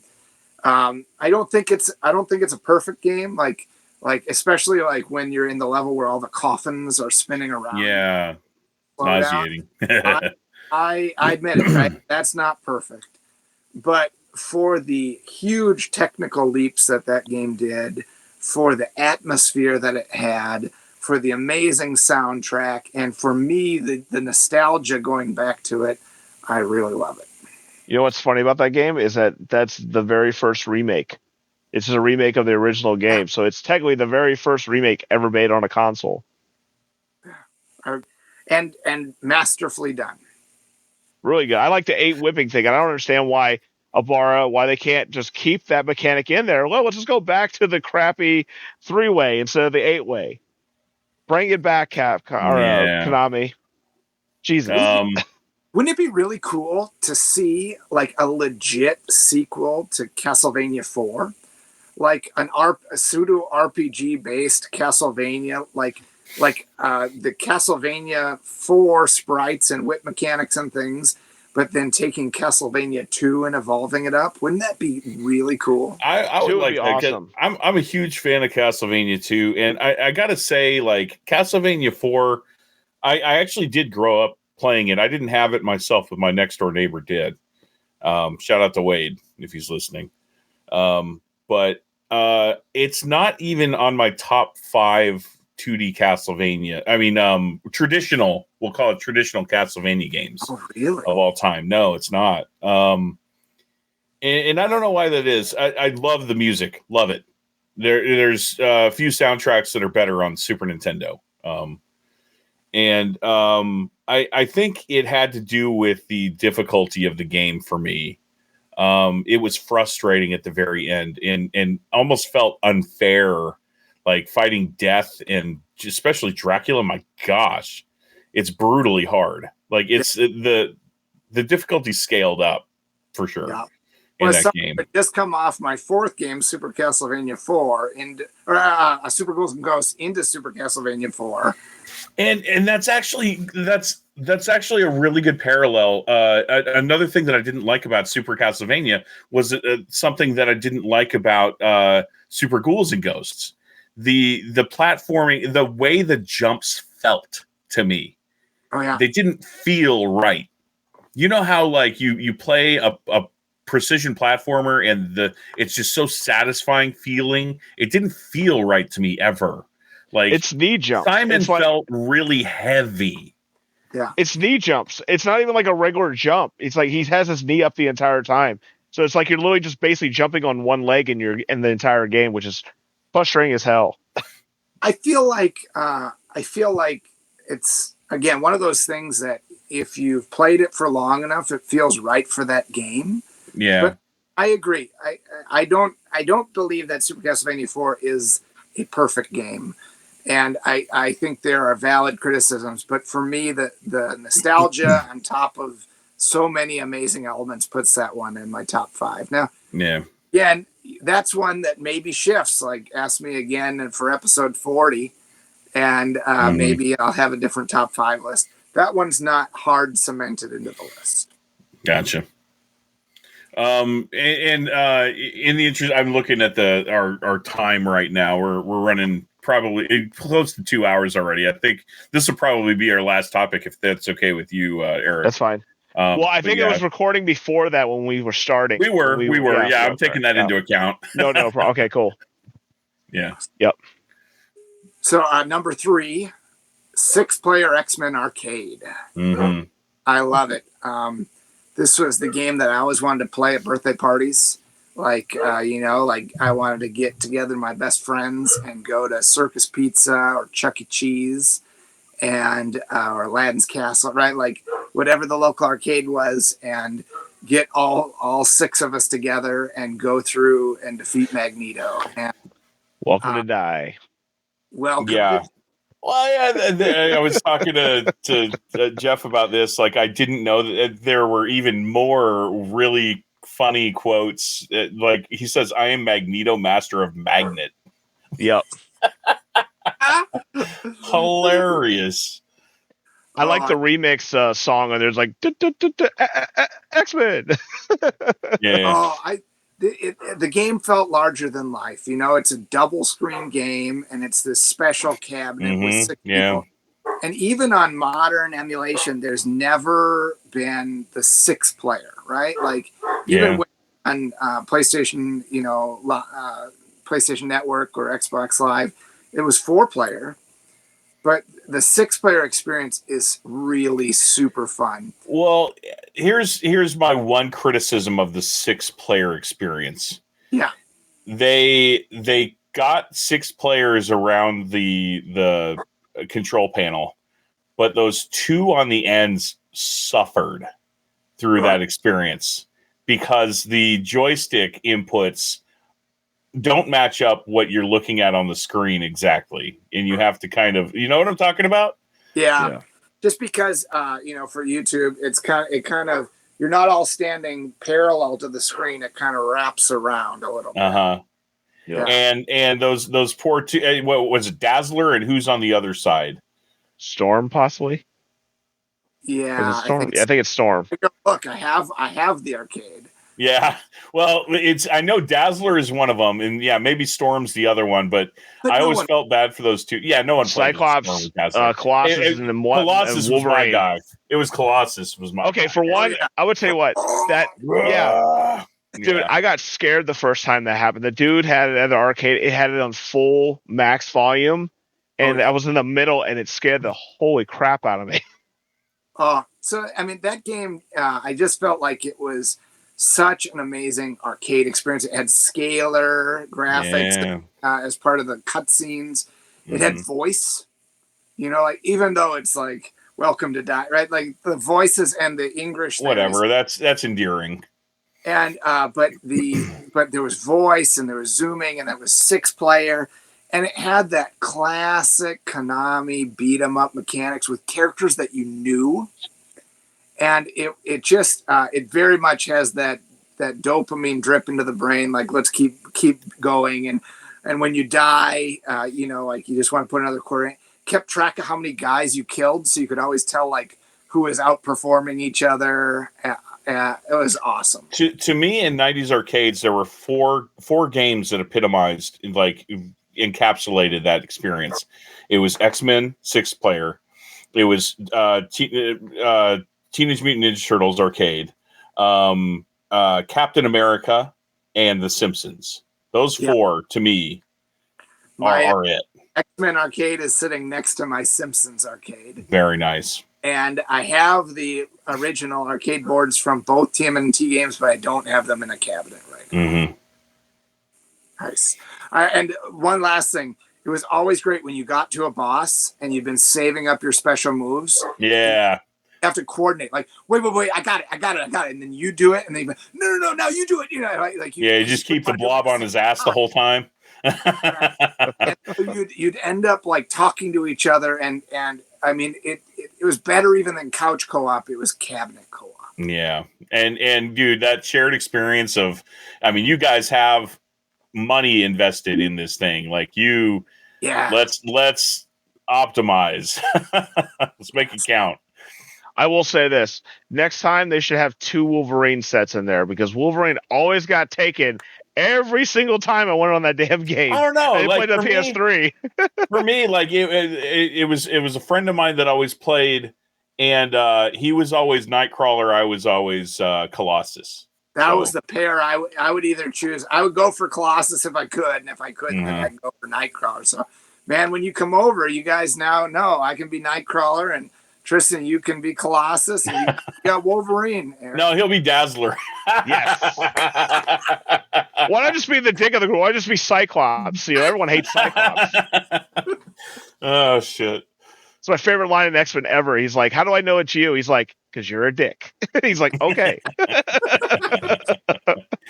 All right. So my number 2 game, I don't know, or was there any meta? No, that was it. That was a criticism, the control panel. Oh, nice. That was my criticism for it.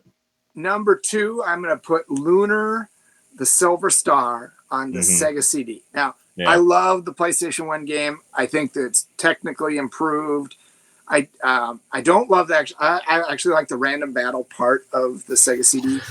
But for me, this game was just mind-blowing. It had anime cutscenes, and had voiced characters, and it had so much RPG stuff, but then it had the CD technology, and it is so fun. It's the reason I love RPGs. Are the mechanics that of later JRPGs? You know, is it as award running and celebrated as Chrono Trigger or Final Fantasy VI? Or no, but to me, this cemented my love for JRPGs and the characters I cared about, and working designs. This was their first game that they brought to the Sega CD. It was one of 4 games that they brought to the Sega CD, and they would always instill humor, and I enjoy it. Some people actually don't like the working designs humor, but the packaging was so gorgeous. They would most copies of Lunar are actually foil covers, but there's a non-foil cover. It's one of the first games that had, for console games, that had disc variants. So there's different Lunar, the Silver Star disc variants. And then eventually it got a sequel on the Sega CD, which if you've never seen Lunar Eternal Blue on the Sega CD, it is a technical marvel. It could easily pass for a PS2 game. Wow. And this is on the Sega CD. We lost him again. Keep going. I really love Lunar the Silver Star. I think that it's an awesome JRPG. I love the characters. I love the music. I love the cutscenes. It's one that I still play through from time to time, and I think that it's held up really, really well. So what makes the original better than the PS1 release to you? And it would be interesting. My wife had, she had the PS1 release, and I had the Sega CD release. Actually, I got it for her as like a birthday present when we were dating, because she had a PlayStation 1, and I knew what a great game the Sega CD release was. I think, coming into it without rose-colored glasses, the Sega CD release is probably not the superior game. There's a lot of things that are better on the PS1. The quality of the video, the so many aspects are kind of expanded, and maybe the true vision. But for me, I had the Sega CD. Oh no, he's frozen. Sorry, you had the Sega CD. I told you guys I had a Super Nintendo first, and then a friend of mine had a Sega setup, and he had Lunar the Silver Star. Yeah. I was like, I have to have this, and so I spent a whole summer mowing lawns. Right, and I had this push mower that I'd push all the way like up the someone's lawn, and put that money in a jar until I could get the Sega CD. And I bought a Sega CD and I got Sewer Shark, which I like, and I know that's an unpopular opinion, and Dragon Slayer, which is not a great port, but was still cool, and Lunar the Silver Star, which is, to this day, one of my favorite games ever. Model 1 or Model 2 Sega CD? I had a Model 2. I still have all my childhood games, so my Sega CD that's hooked up right now is the one that I bought with my lawnmower. With the extender plate and everything? Well, I got yes. 2 Genesis in it. So okay. Yeah, you don't need the extender plate. You don't need the extender plate. And it looks really and then it's got the Mushroom 32X in it too. Tower of Power. The Tower of Power. So then that brings us to the number 1 game, which is Streets of Rage 2. Oh, Streets of Rage 2. Oh my gosh. Just come to my arms, Streets of Rage 2. I'll hold Streets of Rage like a baby. Bask in the glory there. I think arguably the best video game soundtrack ever. I love it. It's unbelievable. Oh, you hear some terrible like Gems soundtracks that the Genesis puts out, and you think it's all wet farts. But then you listen to the complex techno soundtrack that Streets of Rage 2 has. It is just incredible. My phone ringtone is from it, and it totally hypes you up when you're playing. It is amazing. Yuzo Koshiro put together the soundtrack. I listened to it independent of the game. It is awesome. And there's Tristan, you actually shared a really cool video with me of someone that kind of... Well, again, I have to defer to this other guy on the podcast. It was him. It is awesome. He kind of dives into the music theory of some of the compositions, and I really, really think it is incredible. Even apart from the soundtrack, the beat 'em up mechanics are straightforward. Oh yes, there you go. What a masterpiece. Yeah, it really is. The beat 'em up mechanics are fun, but they are more complex than something like X-Men. Right? You got charges, you got hold. I found it to be immediately playable and then a lot of replay value. I think that when you compare it to something like Double Dragon, and I have an original Double Dragon cabinet, so yeah. If you even compare it to something like Final Fight, which I think is great, don't get me wrong, I like Final It's a good comparison because it was around the same time. Yeah. Right. Yep. But seeing Streets of Rage 2, it's just on a whole nother level. And I will say, Sega really beat Nintendo in this regard. If you think Sega had Streets of Rage 2 and Super Nintendo had Final Fight, and you don't know about the Sega CD port of Final Fight, oh, you're missing out. That's great. For a long time the best home port of Final Fight. So for sure, Streets of Rage 2, I think is pretty close to a perfect game. And then I know that your what your favorite track is in the game. But go ahead and tell the listeners. I love the intro. There's this. And I'm not feeling that. Oh, dude. I mean, well, then again, you have Blow Moon on the screen, so we can't account for Oh man, I think we're about to have technical difficulties again. Slow Moon is like yacht rock. I don't care what anyone says. Listen, I can drink a wine glass on a boat to that. We're arguing amongst friends here, but I love the intro because there's this slow intro, and then the groove hits, and then it drops. Like, I get it. And for me, like firing it up, it's like when it gets started, if you just start listening to that intro, you don't know how good it's going to be, and then that beat drops, you realize that you're in for something special. Well, what's funny too is like it's such a simple beginning, the way it starts. But talk about Name That Tune. If you hear that one note, you know exactly. Oh yes, that deep note. Oh, so something for you. I told Omar about this. There's actually a PC update to those Streets of Rage games. It's called Streets of Rage Remake. They not only remade the games to make them better, but they also remade all the audio tracks to it, and it's awesome. Yeah, it sounds incredible. I mean, not that it needed to be remade in the amazing. first place, but it just modernizes it. And what it is that it's a bunch of fans in a database. And what they did was they combined 1, 2, and 3 together, and they do it like Mario Brothers. You move through the map and play them, and it's freaking. There's one level with a motorcycle that you'll laugh your butt off. Yeah, you actually ride on a motorcycle. Max riding on that motorcycle looks silly as all get out. I showed him that. It's so funny. Yeah. Oh yeah. So who is your guy? Who's your guy? Who did you? Oh, use? I'm on Team Axel. That's me. Axel. The kid, I love skate. I would just love jumping on guys' backs and. So you're Axel. You're skate. I'm skate all day. I'm Max. Hey, we got the full team. Well, except for her, but yeah, plays. I always thought, okay, he says grand upper when he does but I always grand thought, upper. And Papa. No, I used to go grandpa. Yeah. So yeah, I just love grabbing people as Max and snapping their freaking neck. Oh, I love that. Did I tell you the funny story that Amar did to me? Made me so mad. He picked Axel, and I was watching him play, and he's like, "Check this out." He just goes 1, 1, 1. You stun lock and then, dude, he stun locks everybody, and I'm like, "What is this?" You can stun lock everybody with Axel.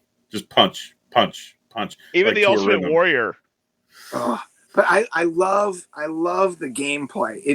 It connects so well. Like they really fine-tuned it, right? The hitboxes are right, the difficulty is right, the music fits the stages. The stages, while they don't always make sense, like why are there aliens underneath a baseball stadium and then we're on that, like, why not? You got it's Disneyland. Like you know what? I just laughed like one of the guys. You know what it is? I love that laugh. I was joking about this. It's literally him. If you look at all the levels, I was cracking up about this a long time ago. It's like a date night. You go to a bar first, then you go to Disneyland, and then you go to a baseball game, and then you go to a wrestling match, and then after that you go on a boat, a cruise. You go on a cruise, then you go on a beach, Dang. and then I always laugh. I was like, dude, they were like thinking about date nights in their head while they were making this game. Except for the factory, Yeah.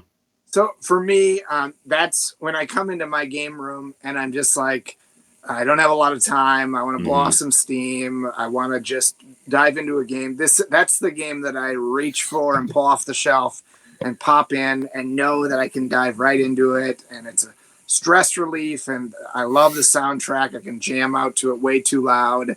That's the one that I really dive to. So that's going to be number one. I have one question for you. What do you think about Streets of Rage 4? I like it. I think I at first I was not sold on the art style, especially like the first trailer. I was like, oh no.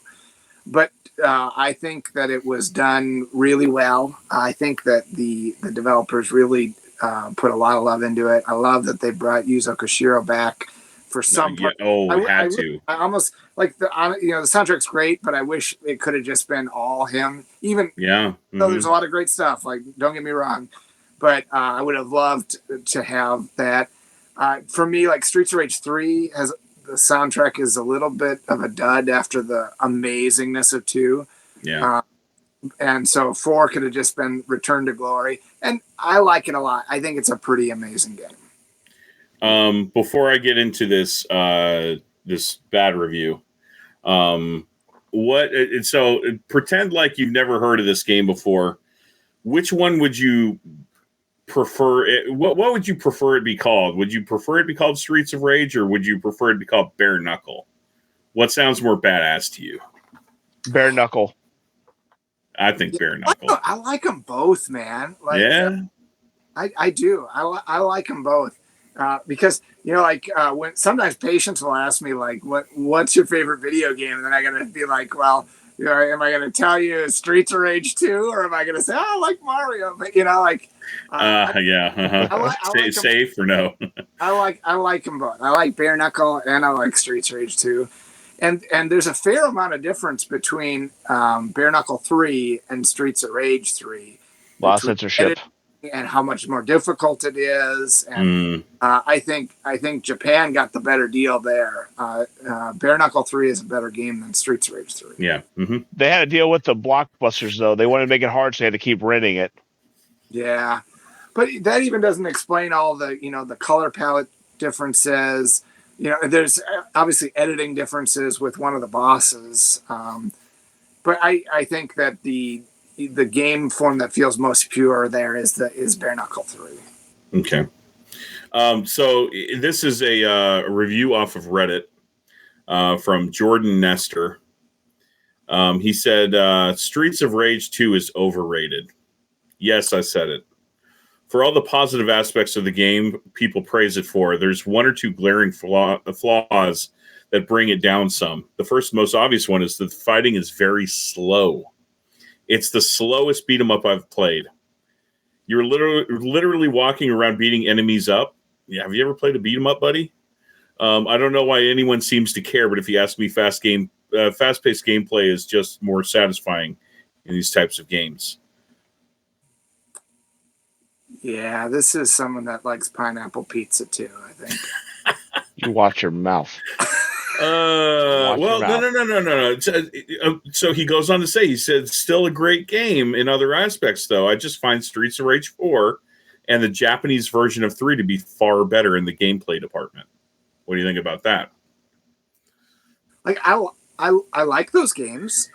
Is it the soundtrack that takes it over the top for you? If the soundtrack sucked, would it fall from grace? Not in my book. I think it would still be a great beat 'em up. I agree too. One on my list. I think the soundtrack, as much as I love gameplay, I think if I had to isolate what is the very best part of Streets of Rage 2, it's the soundtrack. Okay, like yes, and the gameplay is awesome. I love the character sprites that they scaled up so much compared to the first.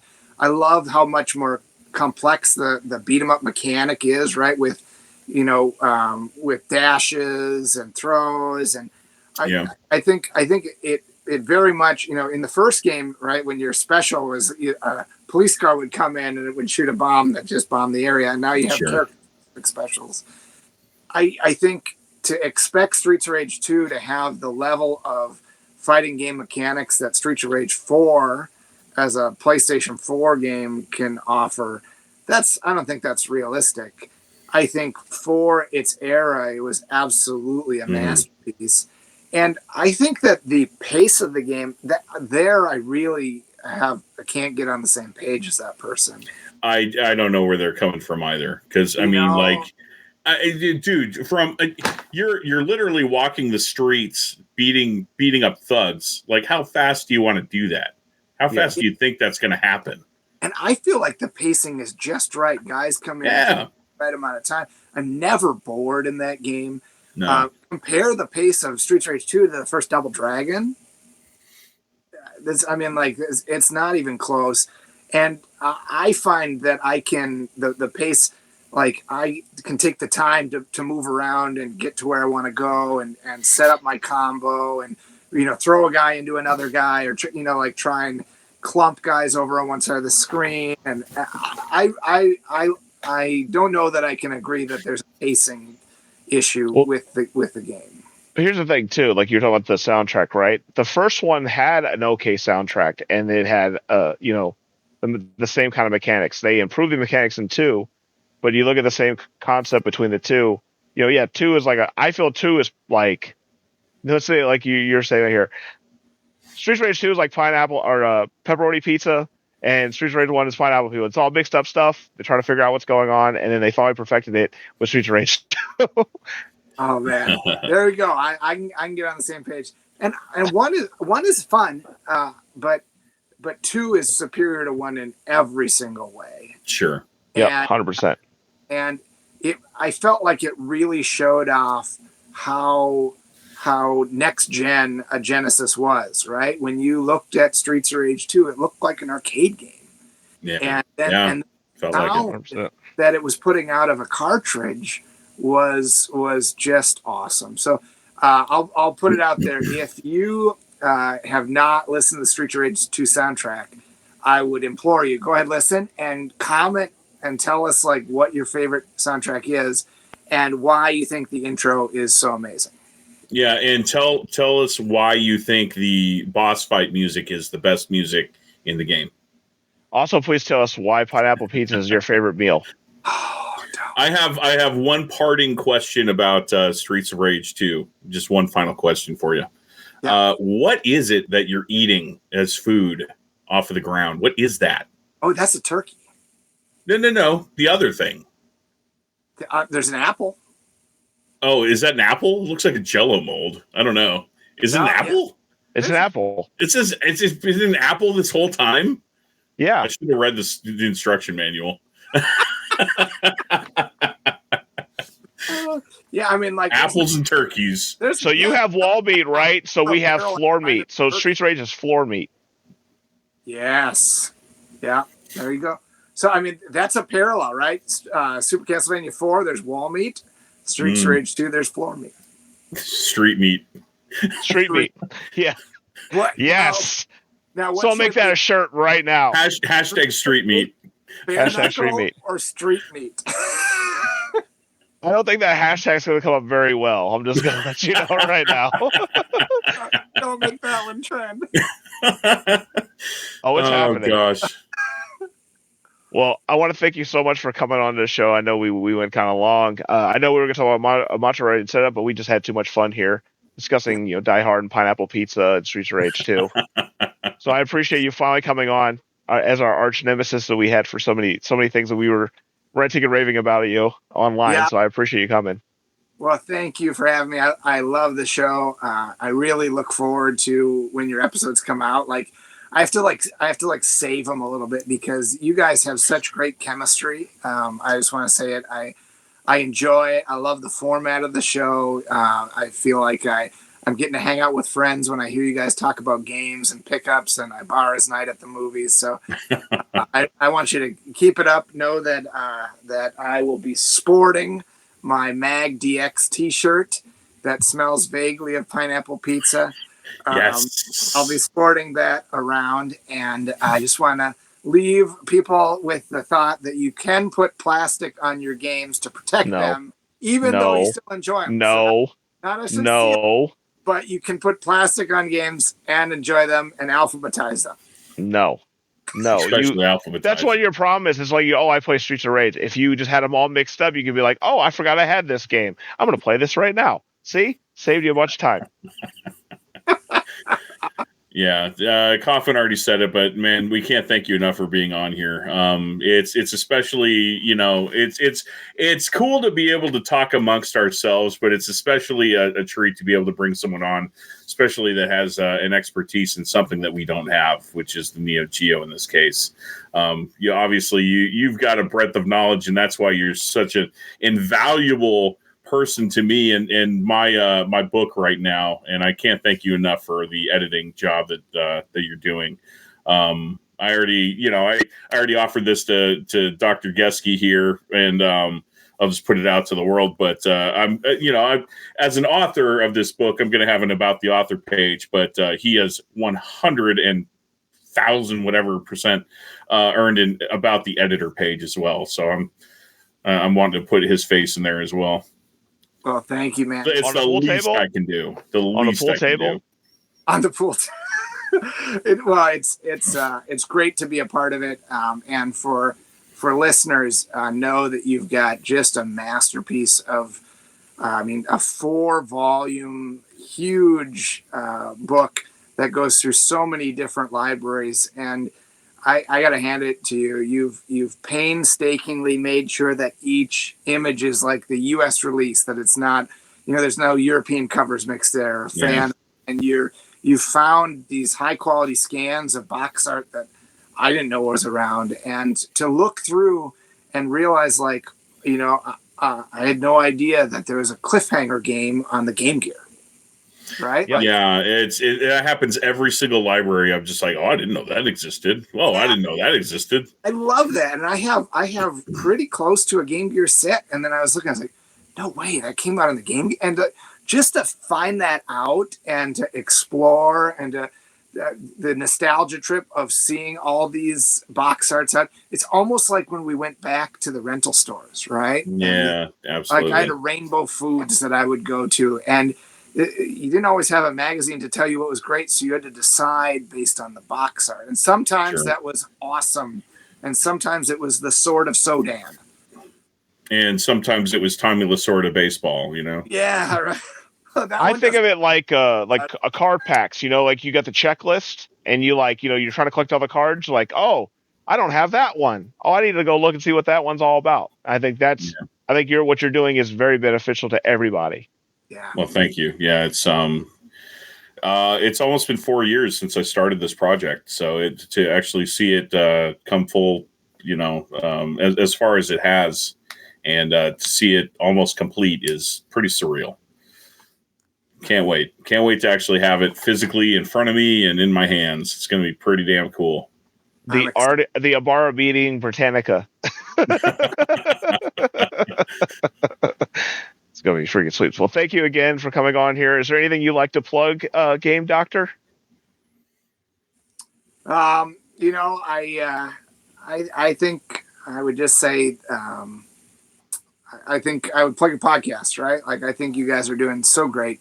And I want you to keep it up. And now that we're ending season 2, I am excited to hear what is new and coming in season 3. So we'll make it fancier. Yeah. Well, we have some ideas on the horn that we're talking about. Get rid of this pineapple pizza thing, though. No, that was especially for you, buddy. That's for you, 100%.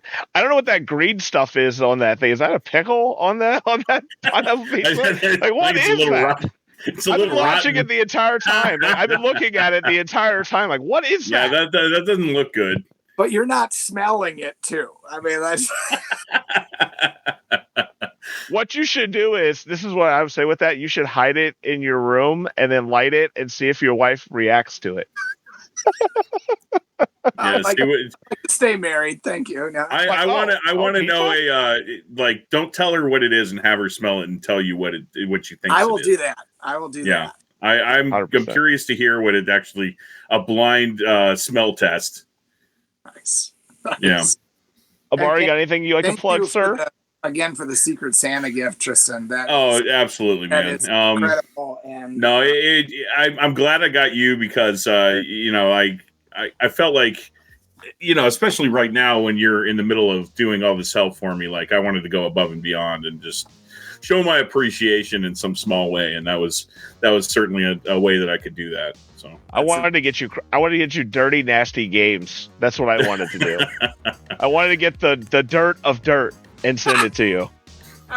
Nice. Well, thank you guys for having me on. It's great to be a middle-aged gamer from Dimension X. Yes. And, keep it up. Awesome. Got anything to plug, Ibarra? As always, you know, I'm working on my book, The Video Game Collector's Field Guide. Just look forward to it. If you're looking for any news on it, you can find me at, if you look up the same on Facebook, I've got a Facebook page. And then vgcollectorguide.com is my actual website where you can find all the information on both of the books that I've made. So just check them out. You can find me at JRGamer1981. I will be doing a review on the Portal. I'm going to keep playing with it. I've been working on playing 2D games, 3D games, and all kinds of funny stuff on there. I even tried doing the bathroom, see how that worked out, and all the other fun stuff there. You can also catch me on Instagram. I'm going to also be doing a review for Spider-Man. I'm still working on that game because it's just too damn big. But definitely be looking out for that in the new year. Thank you for coming on, and remember to not put plastic on your games, to eat lots of pineapple pizza. It is a doctor's order. 9 out of 10 doctors say you don't put plastic on your games and you eat pineapple pizza. Yeah, the official pizza of the Mayo Clinic is cardiologist at the Mayo Clinic is pineapple pizza. That's right. Have a good night, and remember, have fun over Christmas. Merry Christmas, everybody. Merry Christmas. Hope Santa brings you not pineapple pizza. Later, guys. Later.